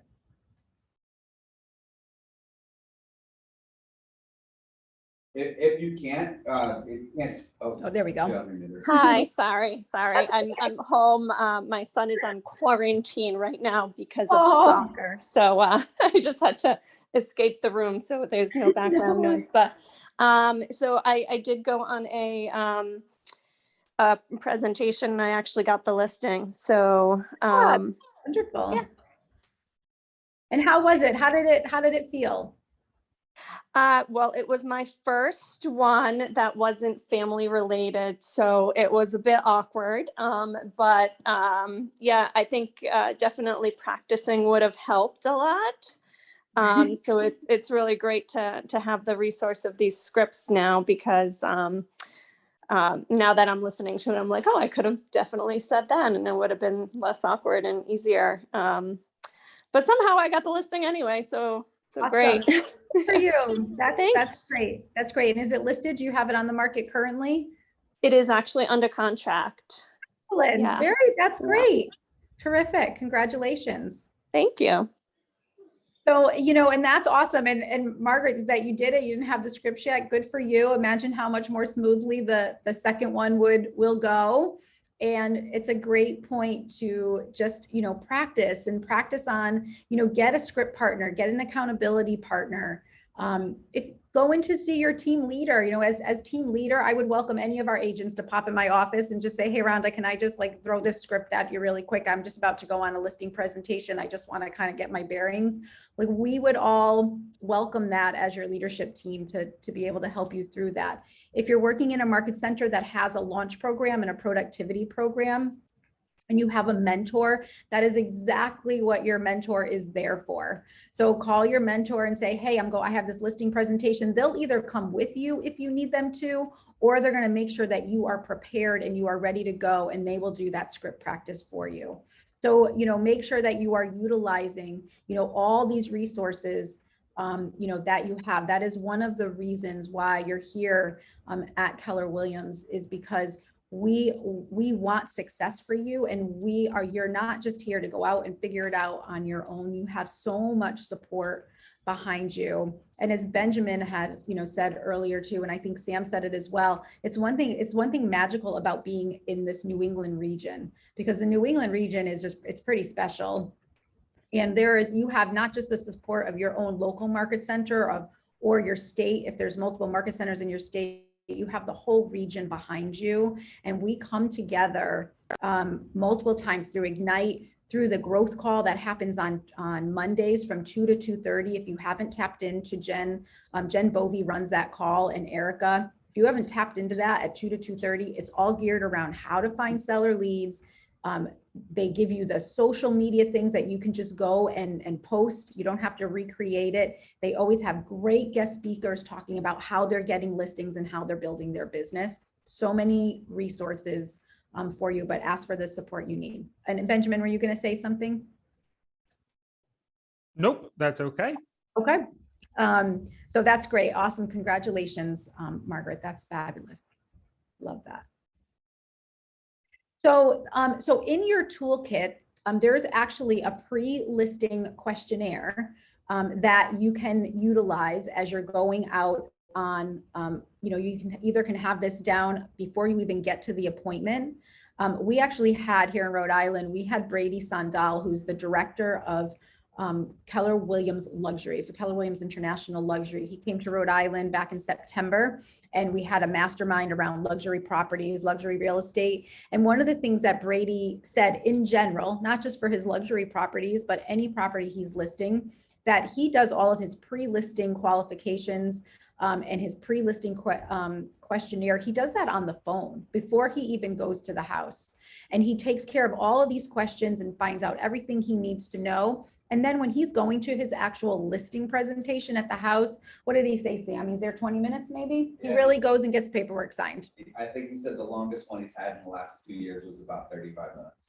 Yep. So he's answered all the questions. He's taken care of all of the concerns. He's taken care of all the objections before he even gets there. He basically goes there to tour the house, confirm the pricing, and get them to sign their paperwork. So does everybody, Benjamin, is it easy enough for you to grab it from the toolkit and put the link in the chat? I am looking for it now, and I will add it to the chat. Okay, great. And so then maybe we'll just give everybody like a minute to pull that up once Benjamin gets it in there. And I know that I think I pulled it up on my iPad as well.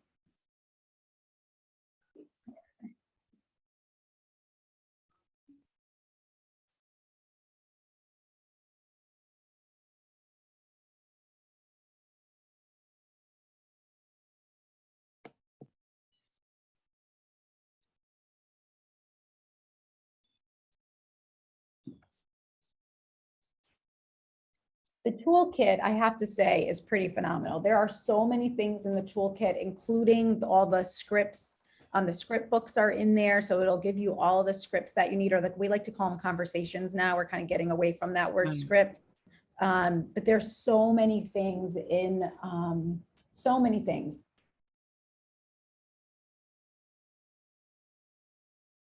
So pre-listing questionnaire, I think that's the one that we want. And there's also a pre-listing presentation in there as well.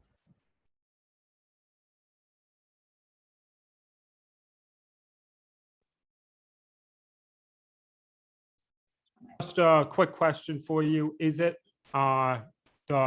did you want me to share the entire folder or just the pre-listing questionnaire?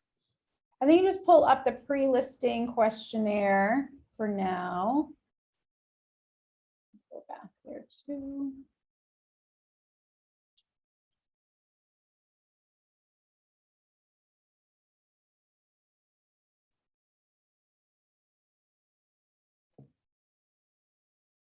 I have a quick question as well. Sure. In this pre-listing questionnaire, we'll find in commands under the toolkit. So it should be in, so we're going to share it now. So when Benjamin shares it, just save it onto your computer. Okay, great. Thank you.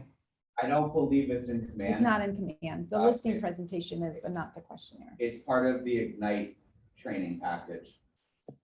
Oh, okay. Great. Thanks. It is now in the chat. Perfect. So it's in the chat. So you can click on it, you can open it, and then save it to your either to your shared drive or save it to your computer. So that way you have it. And then just look through it for like a couple of minutes.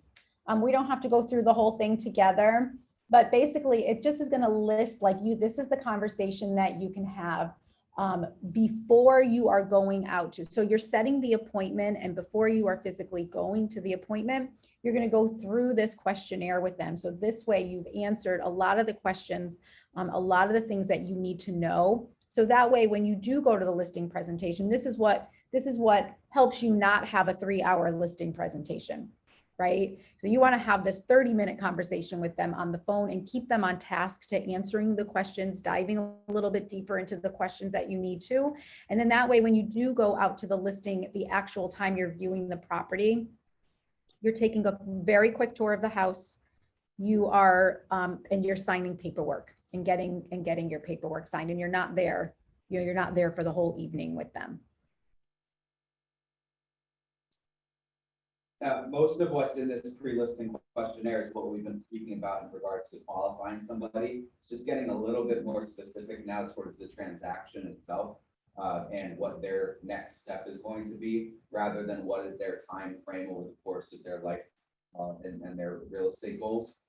So you may know many of these answers prior to really looking at this questionnaire through your conversation. And that's a big reason why you want to take strong notes when you're having conversations with people, and that you're putting those notes into command. Because what you don't want to do is that we've been speaking in the last 3 months about where you're moving to. And now I'm going through my pre-listing questionnaire and I say, where are you moving to?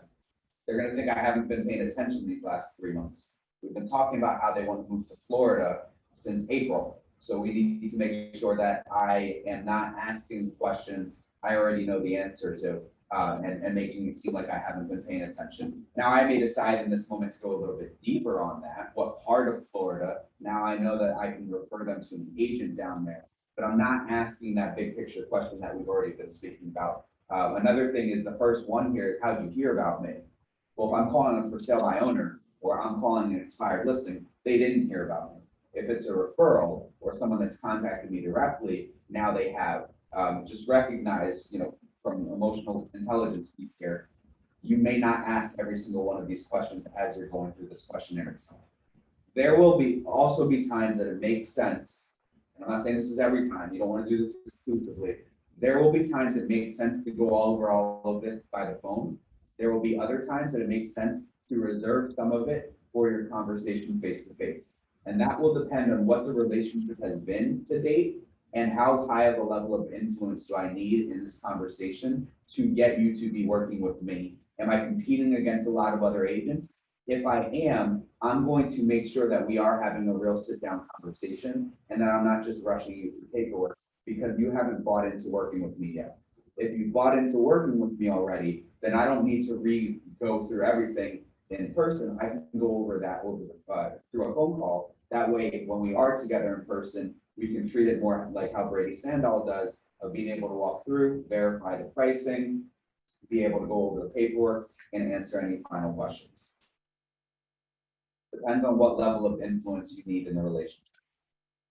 Exactly. Yeah. And even going through, and like Sam said, you may know the answers to a lot of these questions, is even just going through, and if somebody, they're moving to Florida, instead of saying, where are you moving to?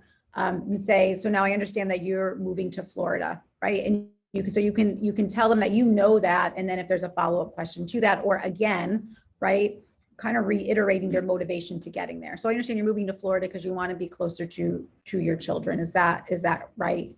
Right. So it's just like letting them know then that you were paying attention, and that where they're going. And also, handling, like number 6, it says, what would happen if your home did not sell? Right. So you're also kind of talking about those things as well, to get that motivation behind that. And sometimes people might have objections, behind it. There was one that what was Brady talking about? And he was so good at, somebody's concern about something. And then he would answer that question and then say, okay, so if we handled that today, now are you ready to move forward with listing your home? Right. So it's like handling those objections, listening to what their concerns may be, answering that, being able to give them the solution to that. And then instead of like letting that start to kind of fester, and then all of a sudden now they're kind of backpedaling and they're talking themselves out of listing their home. Right. And reminding them of what their motivation was, why they wanted to list their home in the first place, was to get down to see their grandkids in Florida. Because this is an emotional process. And sometimes, we're advocates for our clients, and sometimes, our clients can't get out of their own ways because they're nervous and they're scared and they're right. Or sometimes they'll say, well, oh my God, what if my house sells in a week? And then what am I going to do? Right. So then all of a sudden they're like, oh, maybe I'm not ready to list my home right now. When that in uncovering that motivation of them, that it really is the best thing for them to sell their home currently. And so talking them through those scenarios to remind them of the why they're doing this and where they want to be next. Does that make sense? And a lot of this is just going to take practice. So, it's like we talk about, practice, having a script partner, et cetera. Your conversations as you get further and further into your into your real estate career, your conversations are just going to get better and better and better. So, you know, the first one might feel a little awkward to you, and that's why we have things like this, like these questionnaires, to kind of keep you on task and to remind you of the things that you should be asking. But it's okay. You know, just remember, you're a person, and the person you're speaking to is a person. And at the end of the day, if you truly have their best interest at heart and you're coming from a place of contribution, there's nothing that you're going to say that's going to be detrimentally wrong, right? If you're coming from a true place of heart. So you yourself can get so nervous, then you're going to start talking yourself out of having that conversation with somebody, or you're going to talk yourself out of asking for that appointment because you're nervous. Just remember, you're just two people having a conversation, and that's what real estate is all about. Also recognize the power in these questions that are on this questionnaire. We're asking about how soon do they want to get to their next place? What would happen if they were to not sell their property? How much do you want to sell your house for? How much do you want to list it for? When we spoke about pricing, if I just ask you how much you want to list it for and you tell me a number, I don't have to guess anymore. I don't have to figure out what you're looking for. If I just ask that question, you might just give me the answer. You tell me that you want to list it for $100,000 more than I believe it's worth based on the comparable sales. And you told me that if it doesn't sell and if you're not in Florida in 2 months, that it's going to be really painful for you and the family, then we can't sell it. We can't list it for $100,000 more. It's just not going to happen. I need to set the right expectation here. So recognize that all of these are intertwined, and it's going to make up what they're looking to accomplish and give you power and objection handlers for objections that they may come up with along the way. I just wanted to add one quick thing, and that is that I absolutely love how you both were talking about creating win-win opportunities and really following KW's belief system. WI4C2TS, win-win or no deal, integrity, do the right thing. Customers always come first, commitment in all things, communication, seek first to understand, and so on and so forth. With our belief system, I just loved how both of you within your answers, you mentioned it in different ways, but it's really that, keeping up with our belief system, creating win-win opportunities where, as long as it's a win-win opportunity, the person on the other side, they should have no reason to not do the interaction because it's a win-win opportunity that you created with them. And I think that first one is the most important because a lot of clients, they don't recognize that we're doing this in collaboration and in partnership with one another. I'm not competing against you. If you tell me that you want 300,000 and I think that house is worth 340, I'm going to let you know I believe it's worth 340. At the same time, you tell me that you want 400 for it, I'm also not going to tell you that that's going to happen. I don't want to set up the wrong expectation here. But if you tell me that you want a certain number, you're not showing me all of your cards and hurting yourself. You're helping empower me to make this goal a reality for you and making that we can really have a win-win relationship here. I go as far as letting them know, listen, if you don't end up selling the property or you don't end up buying the property, that's okay with me as long as I'm doing everything I can to provide a strong experience and to do everything I can to help you get to where you ultimately want to be. If that means not selling, that is fine, as long as this relationship is really worth it for the two of us. I don't care about this one commission. I care about a lifelong relationship to be able to have all of your business and all of your referrals moving forward. So if I do a great job for you and you don't sell, you're going to tell everybody about me. I do a terrible job for you, you hate the experience, and we sell. Yes, I made $10,000 and I'll never get a single referral from you ever again. It may even hurt me in my reputation long term. So I really make a point to showcase that we're in partnership with one another. And I care about this relationship above all else. The transaction is not as important as the relationship is. Now, part of the relationship is servicing that transaction and making sure that they enjoy the experience throughout it. That doesn't mean that we're working against each other. We're working in collaboration with one another. Love that. Amen. Okay, so next up, we can actually, if we want to, we can go through the listing, the questionnaire together. We can put you guys in groups and have you guys practice that. Should we do that, Sam? We have about 45 minutes, I believe. Right Yep. now. Yeah, And then we can do the list, then we can have Benjamin will do the listing presentation. We'll jump over to command for a demo for the last part of it and then come back for AHAs. So what do you think? Yeah. Yeah. That's great. Want to put them in groups or want to do it all together? Let's do groups for maybe 2 or 3 minutes, and then we can do some in front of everybody as well. Okay, great. Okay, so what we're going to do is I'm put you guys into breakout rooms. And also I see people start jumping off here. Don't do that. So let's see, there are 30 of us. So I'm going to just create 10 rooms. So there'll be about 10 breakout rooms. As Ron is doing that, I want to bring up that we have 32 people on right now. We had 42 to start earlier today, but still we have 32 people here for you all to be able to network with. Rhonda spoke about feeder markets, and in New England, it's a lot of people that are just moving throughout the region. You have a lot of people here to start being able to build relationships with. What I would recommend is in these future Ignite sessions, I have PC, Productivity Coach, Market Center number 700 here. I would actually tweak it from what I've done. Have your name and have your state or your town and area that you work in. Great idea. Rhode Island, we service the whole state. If you're in Boston, then you're not serving Western Massachusetts. Put the areas that you service. That way you can all start building relationships with one another. You may also have an opportunity for a script partner here within this group, because you know that there's 30 other people that take action on a daily basis since they're showing up here every day. I just want to build off of that. Really good point. You definitely want to leverage the contacts that you are making here within Ignite. A great way to connect with these individuals is one, you can add them to your referral partner list on your KW Referrals applet. That way, if anyone through the chat wants to send referrals to each other, they are already connected.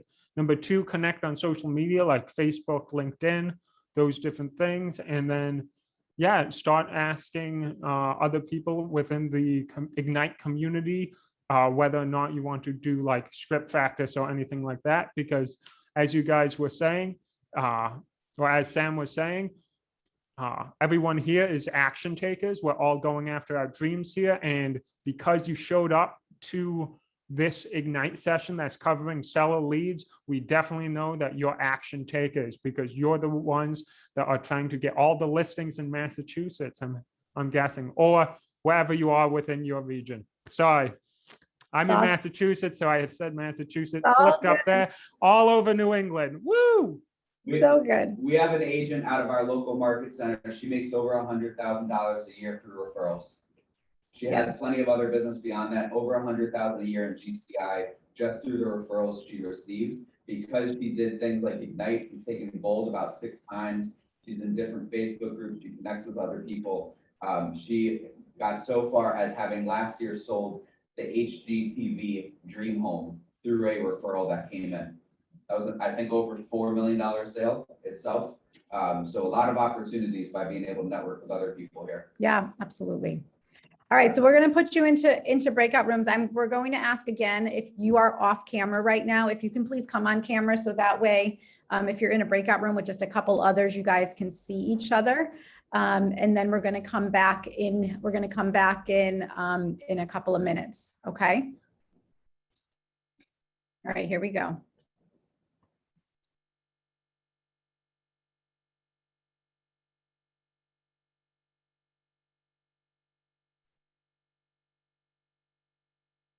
Are you going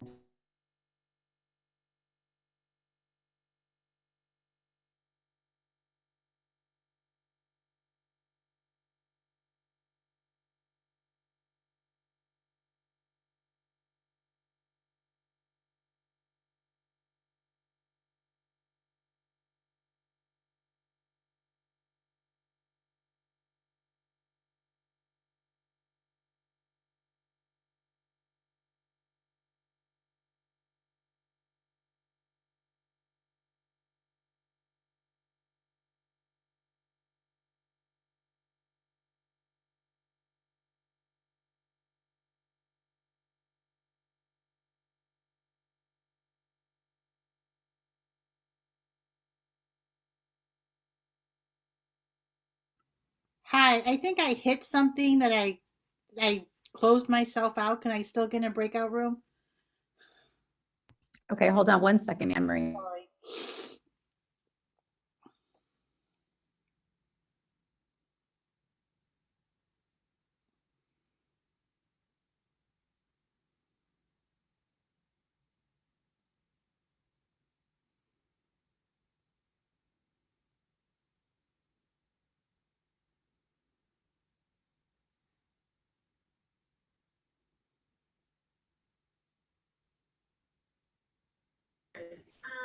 Okay, you should be able to jump in that room, Anne Marie. Thank you very much.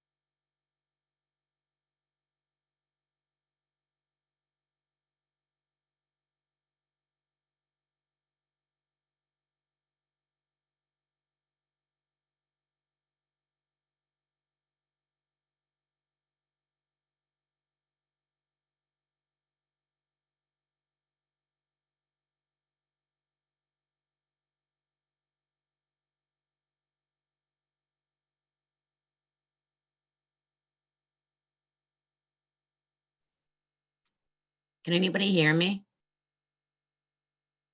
I can hear you, Donna. And this is gonna come through experience, which is why we're doing these role plays. More. Did you get bumped out of your room? No, actually, I was in with Renan. The microphone or anything wasn't working for volume. We're gonna bring everybody back in just a minute anyway, so just hang tight. Is it comps that you've already gone over?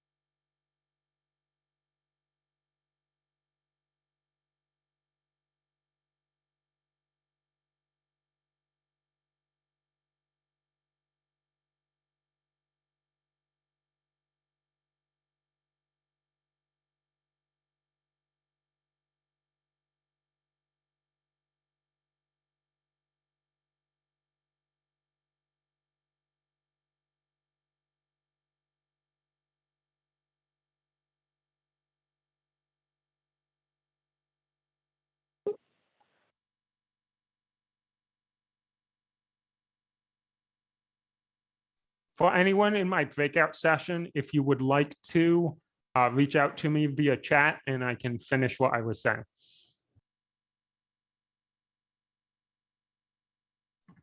So how'd you guys do? Anybody want to share how it felt to go through the questions?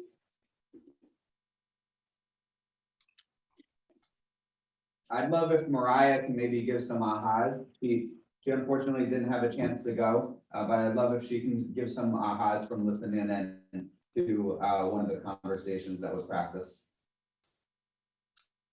Hello, yes. So one of the ahas was, so when I was listening, they were like, oh, is this so and so?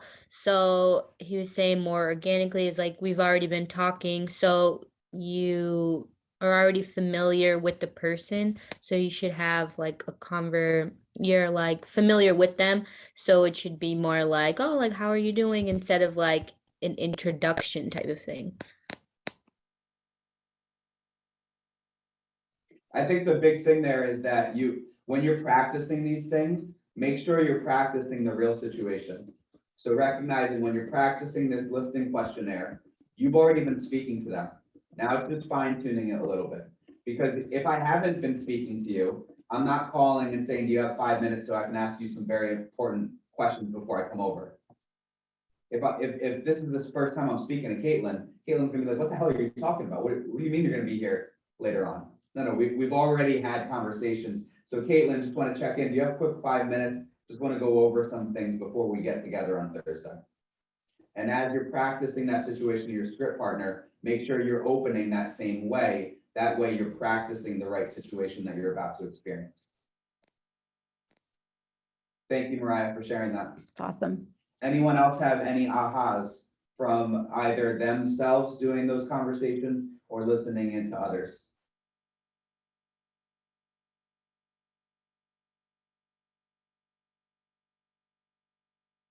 Just make sure that you continue practicing, now that you guys are sharing your contact information back and forth. Also, if you are in the Facebook group, make sure that you jump into that Facebook group, and you can find a script partner on the Facebook group. But the more you do these questions, the more it's really going to help you. So that way, when you are on that listing presentation, you are actually talking to the seller, you're going to feel much more comfortable, and these questions are going to start to roll off, and it's going to sound more of a conversation. So definitely practice, jump in the Facebook group, meet some of your peer agents, and really connect with them, and practice on each other versus practicing when you're actually out there trying to win the listing. Awesome. Thank you, Benjamin. Just put the Facebook group in the chat. Okay, great. So Benjamin, I'm going to let you share your screen. And now Benjamin's going to show you where you can actually find the listing presentation in Command. So in the Command Design Center, there is a listing presentation in there that you can just make it your own, put your contact information, your photo on there. So Benjamin's going to walk us through that. And then if we still have time, we only have about 30 minutes left, we can maybe answer some questions about ahas. Benjamin, I'd like to leave just 5 minutes at the end from 11:55 to 12, just to come back and talk about some ahas from today. Perfect. If you could just give me a time. Okay, you got it. Update when it's close, that would be great. You got it. Okay, I just allowed you to share your screen. Awesome. I'm sharing my screen. Sorry about this. I thought I had the right window open. All right. Here we go. So how to find your listing presentation. First, what you want to do is log into your KW command system. Then next, you want to hit the KW in the right top left-hand corner here. Am I just double checking? Am I on mute, or can everyone see my screen? I can hear you. Okay, awesome. I once did an entire hour training and no one could see my screen, so I always check now. All right, so you hit the red KW in the top left-hand corner. Then you can come down to designs. Once you come down to designs, what you can do is come over here, top right-hand corner, and hit create design. And then you can either choose social or print. You can choose either one and they'll both lead to the same place. So if I hit social and I hit continue, we're going to be redirected to your KW rebrand site, which is your design aspect of your KW command system for individuals who have not used this yet. Then what you want to do is notice on this left-hand side here, it has all of your different templates that you have available to you. And on the top right-hand corner here, you can search for templates. The easiest way to find a listing presentation is just searching it in the bar up in this bar up here, thing presentation. But another way to find it is if you're on this left-hand side here, you can click on listings and you can come down to just list it.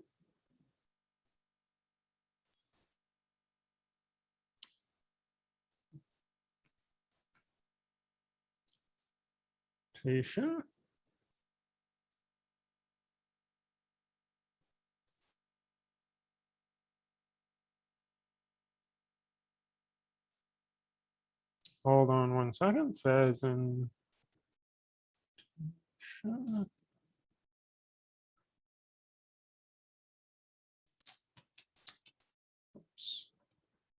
There we go. Here's one of the templates. There's 5 templates that are currently available to you on your KW Command design platform here. But what you want to do is open up the listing presentation, and something to keep in mind is how the layout is set up. So you have up here the file button, and it is going to be automatically set to use autosave. But just something to keep in mind is as you're going through the presentation, just make sure you keep on hitting that save button, just to make sure that you're not losing any of your progress that you're making. On this left-hand side here, you'll see image templates, images, text, logos, elements, KWLS, and support. On the bottom right here, you'll see how many pages are within this presentation. So currently, it includes 29 pages. And if you click the button down there, you can pull up the pages and you can click through these. So what you're really doing is you're clicking through these, and what you are trying to do is add in all of the information about yourself. You also want to take out some of the pages, such as this instruction manual. This instruction page is made for you as the agent. So you just want to hit the 3 dots right here and hit delete. Then what you'll have is a place for the client's name and a picture, and then your information down here.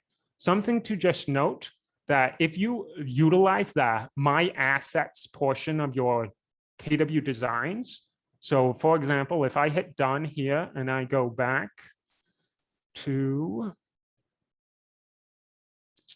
bear with me for 1 second, I just wanted to show everyone.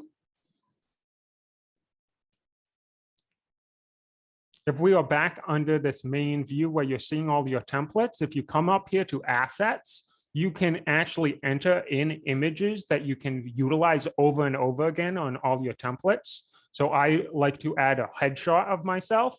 That way I can reuse it on all of these different templates. Text, I can add different text about myself, my name, my address, etc. That way I can reuse it every time. And I definitely make sure to have my logos uploaded into the assets portion. Now, if I go back to working on that presentation quickly,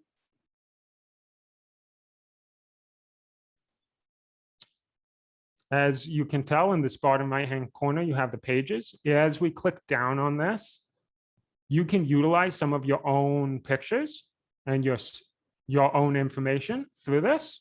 If I click on this picture, I just want you to notice I can come over here and I can scroll over replace image. So rather than dragging and dropping this in, what I'm doing is I'm clicking on the photo within the template already, coming up here and hitting replace image. That's going to just replace the image. That way I don't have to deal with dragging and dropping and reformatting everything. I can just use the template that's right here. I'm filling in my information.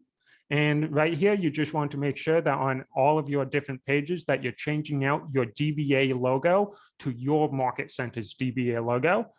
Like I said, I clicked on this image here. Then I'm over here under logos and I went to my assets. And because I have it loaded into the asset section, of my system, I can access it here, hit replace logo. It replaces the logo. As I continue down this listing presentation, as you can see, it already has a lot of information included. For example, right here, your property. This is, you can change out the property information. Now, let's say because this is a listing presentation, your listing is currently on the MLS. So what you can do is jump over to KWLS right here, and we can either search this by listing address or the MLS number. So if I go and I'm searching for 12 Main Street or 12 Main, I can see all of the different properties on the MLS. So once you go to your property that it's your listing, let's say it's this 12 Main Street in Hubsbury, now I have access to the different photos on the MLS, and I can simply go in here, click on my image, come over here and use the replace image button to change it to any of these photos, high quality photos from the MLS. You just want to make sure that when you utilize this feature of KW command, that it is your listing photos. That way you can utilize them in your listing presentation. As you go down, you just, oh, one more thing about this. Instead of having to jump to the MLS to find the listing information, all I have to do is simply click up here. Next to photos is the listing details. This is going to pull up all the listing information from the MLS that we currently have access to. So when you're going through and editing the information on the bottom here, for example, how many bedrooms, I can simply go to the listing details and identify, okay, it's 4 bedrooms, 2 bathrooms. What's the square footage? Great. And I have all the information at my fingertips in order to continue working through this. Then right here on this next page, this is a neighborhood snapshot right here. A neighborhood snapshot is another feature of your KWLS system. You can jump over to snapshots. And now I'm going to just put in the same one as they have, but this is Barton Hill. Let's say I'm just going to choose a random one, Churchill. Let's say I chose this one. Right here is for Church Hill. This is the market snapshot for this area. And again, I just clicked on this image of the market snapshot. I'm coming over here to my snapshot and I simply can hit replace image. That's going to replace the image for you in your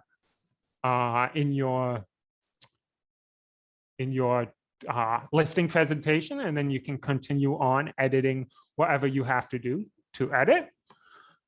If you keep on going down, you have CMA, so competitive market analysis, and you can utilize the your MLS and different strategies in order to create your comparable properties. And if we keep on going through this, you're just adding in more of your information to this to customize it to your liking.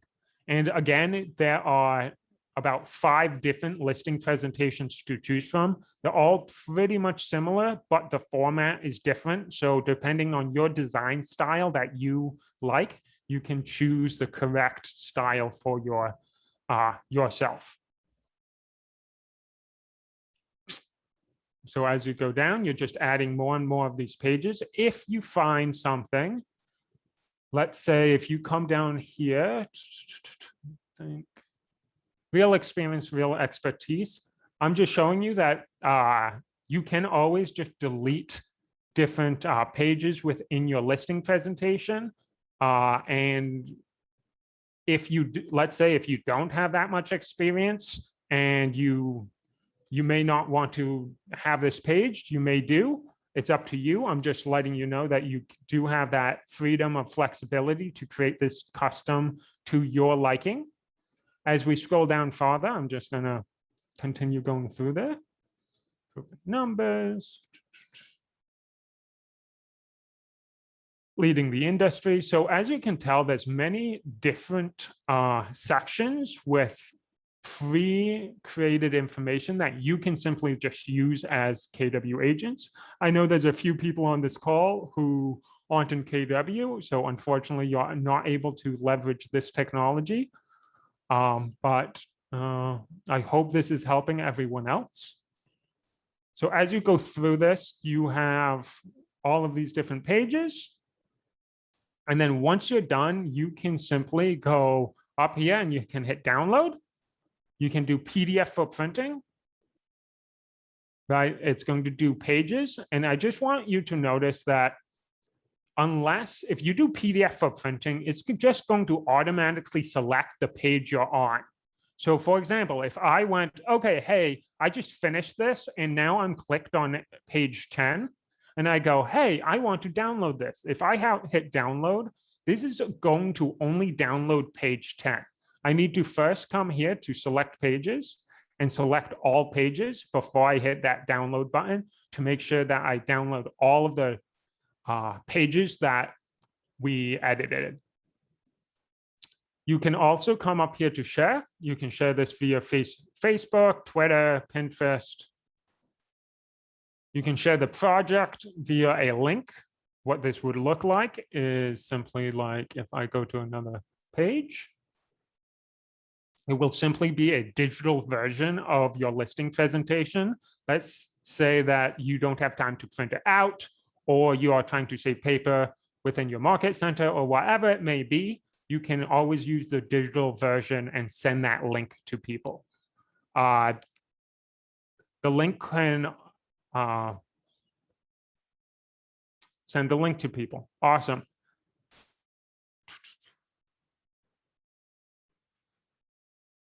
And under the share, you can select the different, you can do, okay, anyone from KW can view, anyone can view, or it's a private design, only I can view. So I can select that sharing options right there. When you hit done here, it is going to bring you back to your command portfolio here. And at any time you can utilize these templates.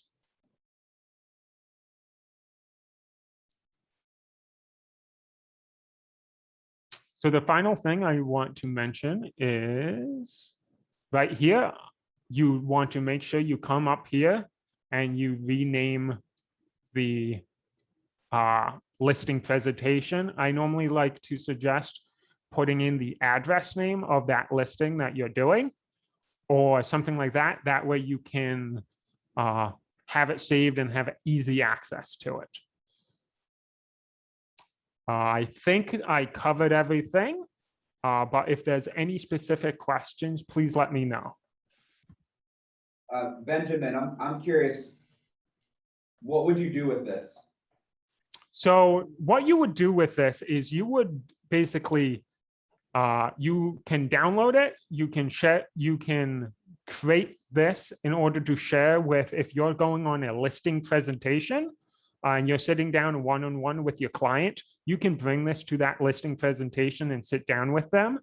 I know sometimes during COVID, we are stuck using Zoom. So because of that share option, you can basically, if you wanted to have a Zoom call with someone, pull it up, the electronic version in front of them and review it that way. So there's many different options to utilizing this, but this is mainly to showcase your unique value proposition that you're providing to your clients.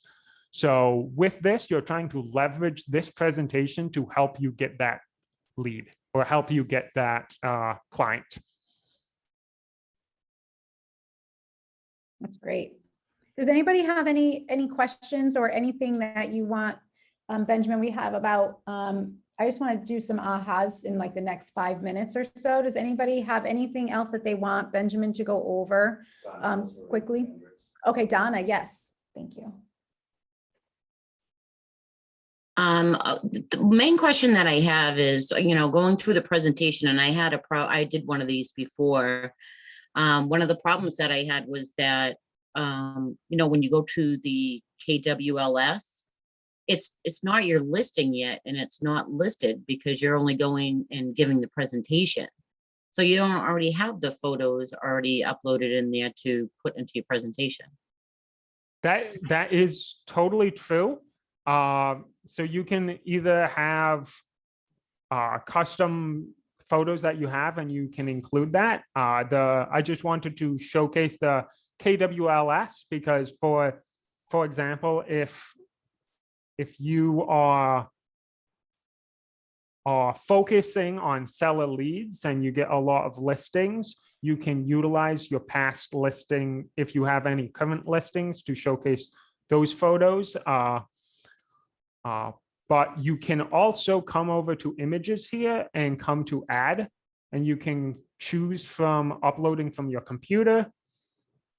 You can if you have a picture on your Facebook, you can simply click on Facebook and get the image from there. If you have it on your Facebook page, you can look via your Facebook page or a Google Drive. So you have many different options on identifying images to use. But let's say that you don't have any custom photos that you have, and you're just looking for samples that you can utilize within your presentation for your listing, in order to create this. You can come up to Workspace, and under Workspace, we have access to you a bunch of different stock photos that you can utilize within any of your templates. So if you come to house, let's say we are working on, let's say the second page here, right? If I wanted this to be a house exterior, I can now come over here and I can click through this miscellaneous. Okay, maybe instead of having this image here, I want to simply click on this, come over here, hit replace. Okay. So it doesn't necessarily have to be pictures of homes, but if you have past experience and you're creating this for your new clients, it's better off utilizing your past experience photos in order to showcase all of your experience. If you're new, you can definitely utilize these stock photos here, house interiors, exteriors.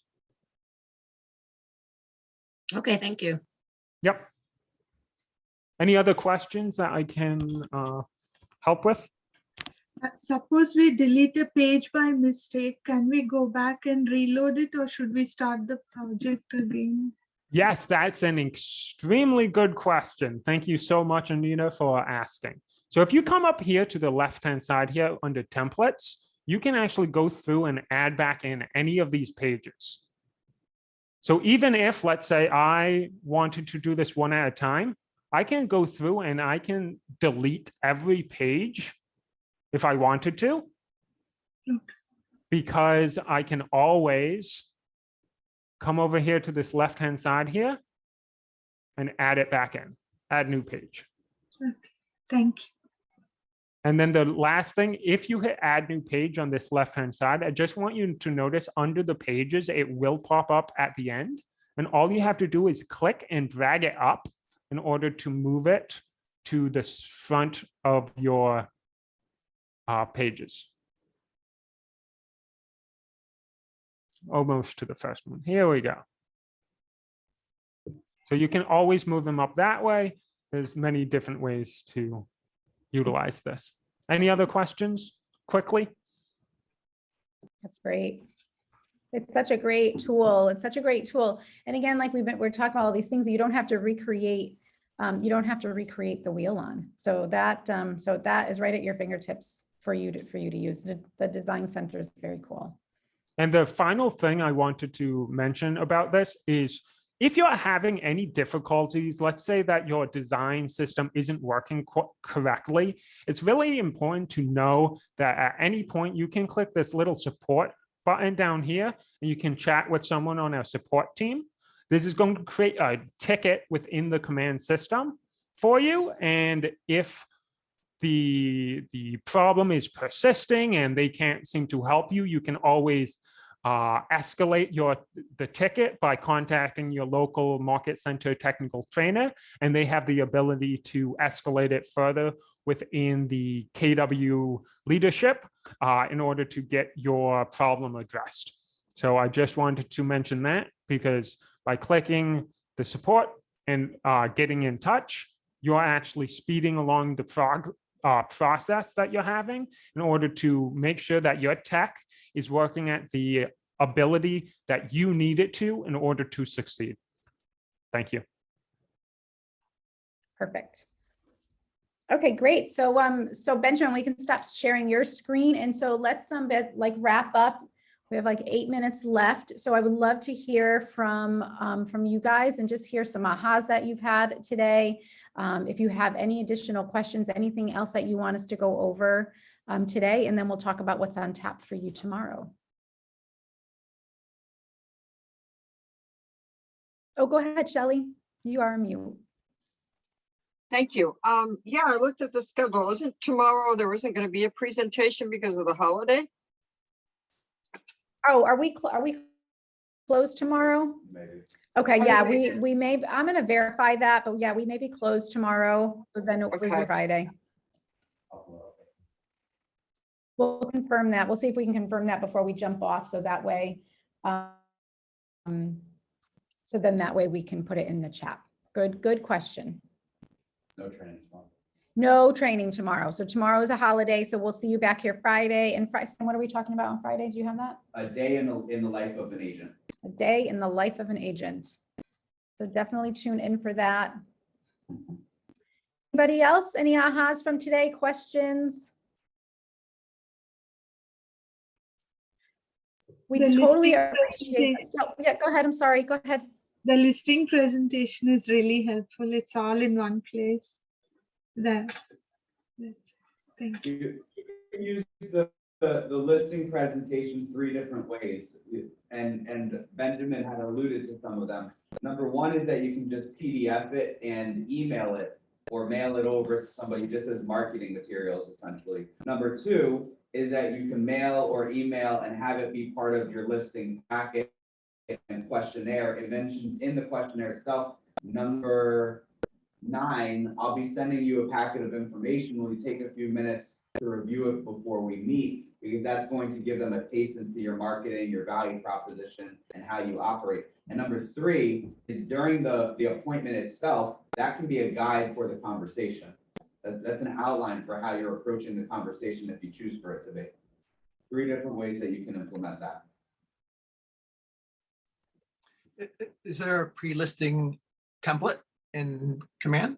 We saw the listing template. Is there a pre-listing template?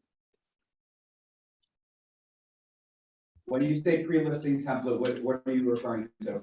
Well, you talked about all these questions here, and I've seen other ones. You should Google it, or you'll So find out. that questionnaire was put in the chat? The pre-listing Yes. Questionnaire that's qualifying them. Are you looking for more of a presentation, PDF that you'd be potentially emailing or mailing to them? Correct. So you just mentioned you had a specialist come over for luxury. He sends a pre-listing package, or they send a pre-listing package, get all those questions answered. Or maybe that's a different thing. And then he only has 20 minutes. Could be though, yeah. Well, no, I agree with that. That's why I'm mentioning there's 3 ways that you can utilize what Benjamin just showed us. And that could be one of the ways. Maybe one or multiple of those pages is a little bit more of actual questionnaires. Or maybe this is being mailed out to them and you have another 1-pager that's questions that you'd like them to answer, and they can write it in. That way, when you're going on the appointment, you're able to review it a little bit. So you certainly could make it that way if you choose to. You don't have to. That is one of the 3 options that you can utilize it for them. Okay, thanks. Great question. And one of my ahas is I didn't realize that it was available in Command, that you could have this whole pre-listing or listing thing all available and just tweak it for your own self. So that's good. I was wondering Yeah, how we it's manage great. this. Yeah, great. You can, yeah, it's awesome. It definitely check out like the 66-day challenge for Command, because you're going to learn so many little, you know, as we were saying before, there's only a few things you need to concentrate on right now. You do not need to be a Command expert. You do not need to do everything. But by doing that 66-day challenge, and even, you know, just doing it a couple of days a week, it's going to continue to build on all of the things that Command can do for you and do for your business, which will give you some leverage. It'll give you time back. So it definitely, you know, and the system is always improving. They're always releasing improvements and fixing things and whatnot. So definitely like check out that where you can just learn a little piece at a time and not get too overwhelmed.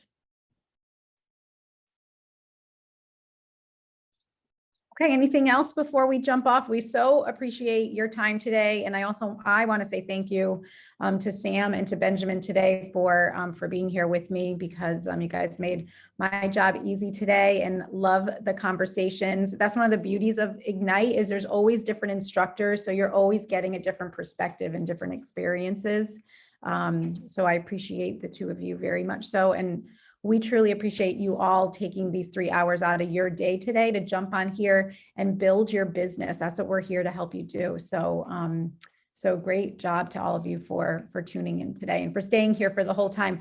You always notice as soon as you say breakout rooms, half of everybody jumps off.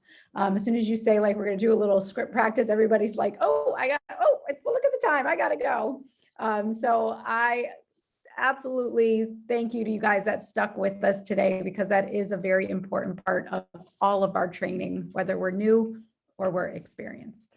It's uncomfortable when you're going through it a little bit, especially in the beginning. Yet those of you that power through that uncomfortable situation are going to become more comfortable with it over time. And I would say the 21 of you that are still here right now are going, we had 42, 50% of the people left during the last 3 hours. I think this 50%, although everyone should be better prepared than most out there, this 50% that is still here is going to have a much better opportunity at being successful and staying consistent with it and powering through the challenges than the 50% that chose to leave once it got a little bit uncomfortable. If the script practice is uncomfortable, imagine this what it's like when you have to go on an appointment with somebody you don't know yet. And I just wanted to add one more thing. Thank you everyone for joining us today. We mentioned that people are always looking to have script practice. I shared my email in the chat. I have about 100 agents at my office who's currently looking for a script partner. So please reach out to me and I'll try to get you connected with one of them. Great. Thanks, everyone. Perfect. Awesome. All right, guys, have a great, oh yeah, go ahead, Shelly. Are you just raising your hand because you're looking? Okay, awesome. Definitely connect with Benjamin. All right, guys, I hope you all enjoy your day. We are here for you. If you need anything at all, please reach out to us. We are happy to help in any capacity. I'm going to put my name in here too.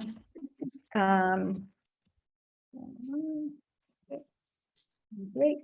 So if you guys need anything at all, please reach out to us. We are here to help you and appreciate your time. So thank you to all of you. If any of you are, our servicemen and women who are celebrating Veterans Day tomorrow, we thank you for your service and hope you guys all have a great rest of your week. And we'll see you guys on Friday here again at 9 o'clock.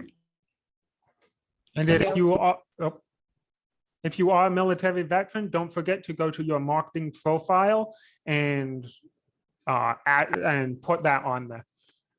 We now have As the tech trainer. Yep, Right. that's my comment. All right, guys, have a great day.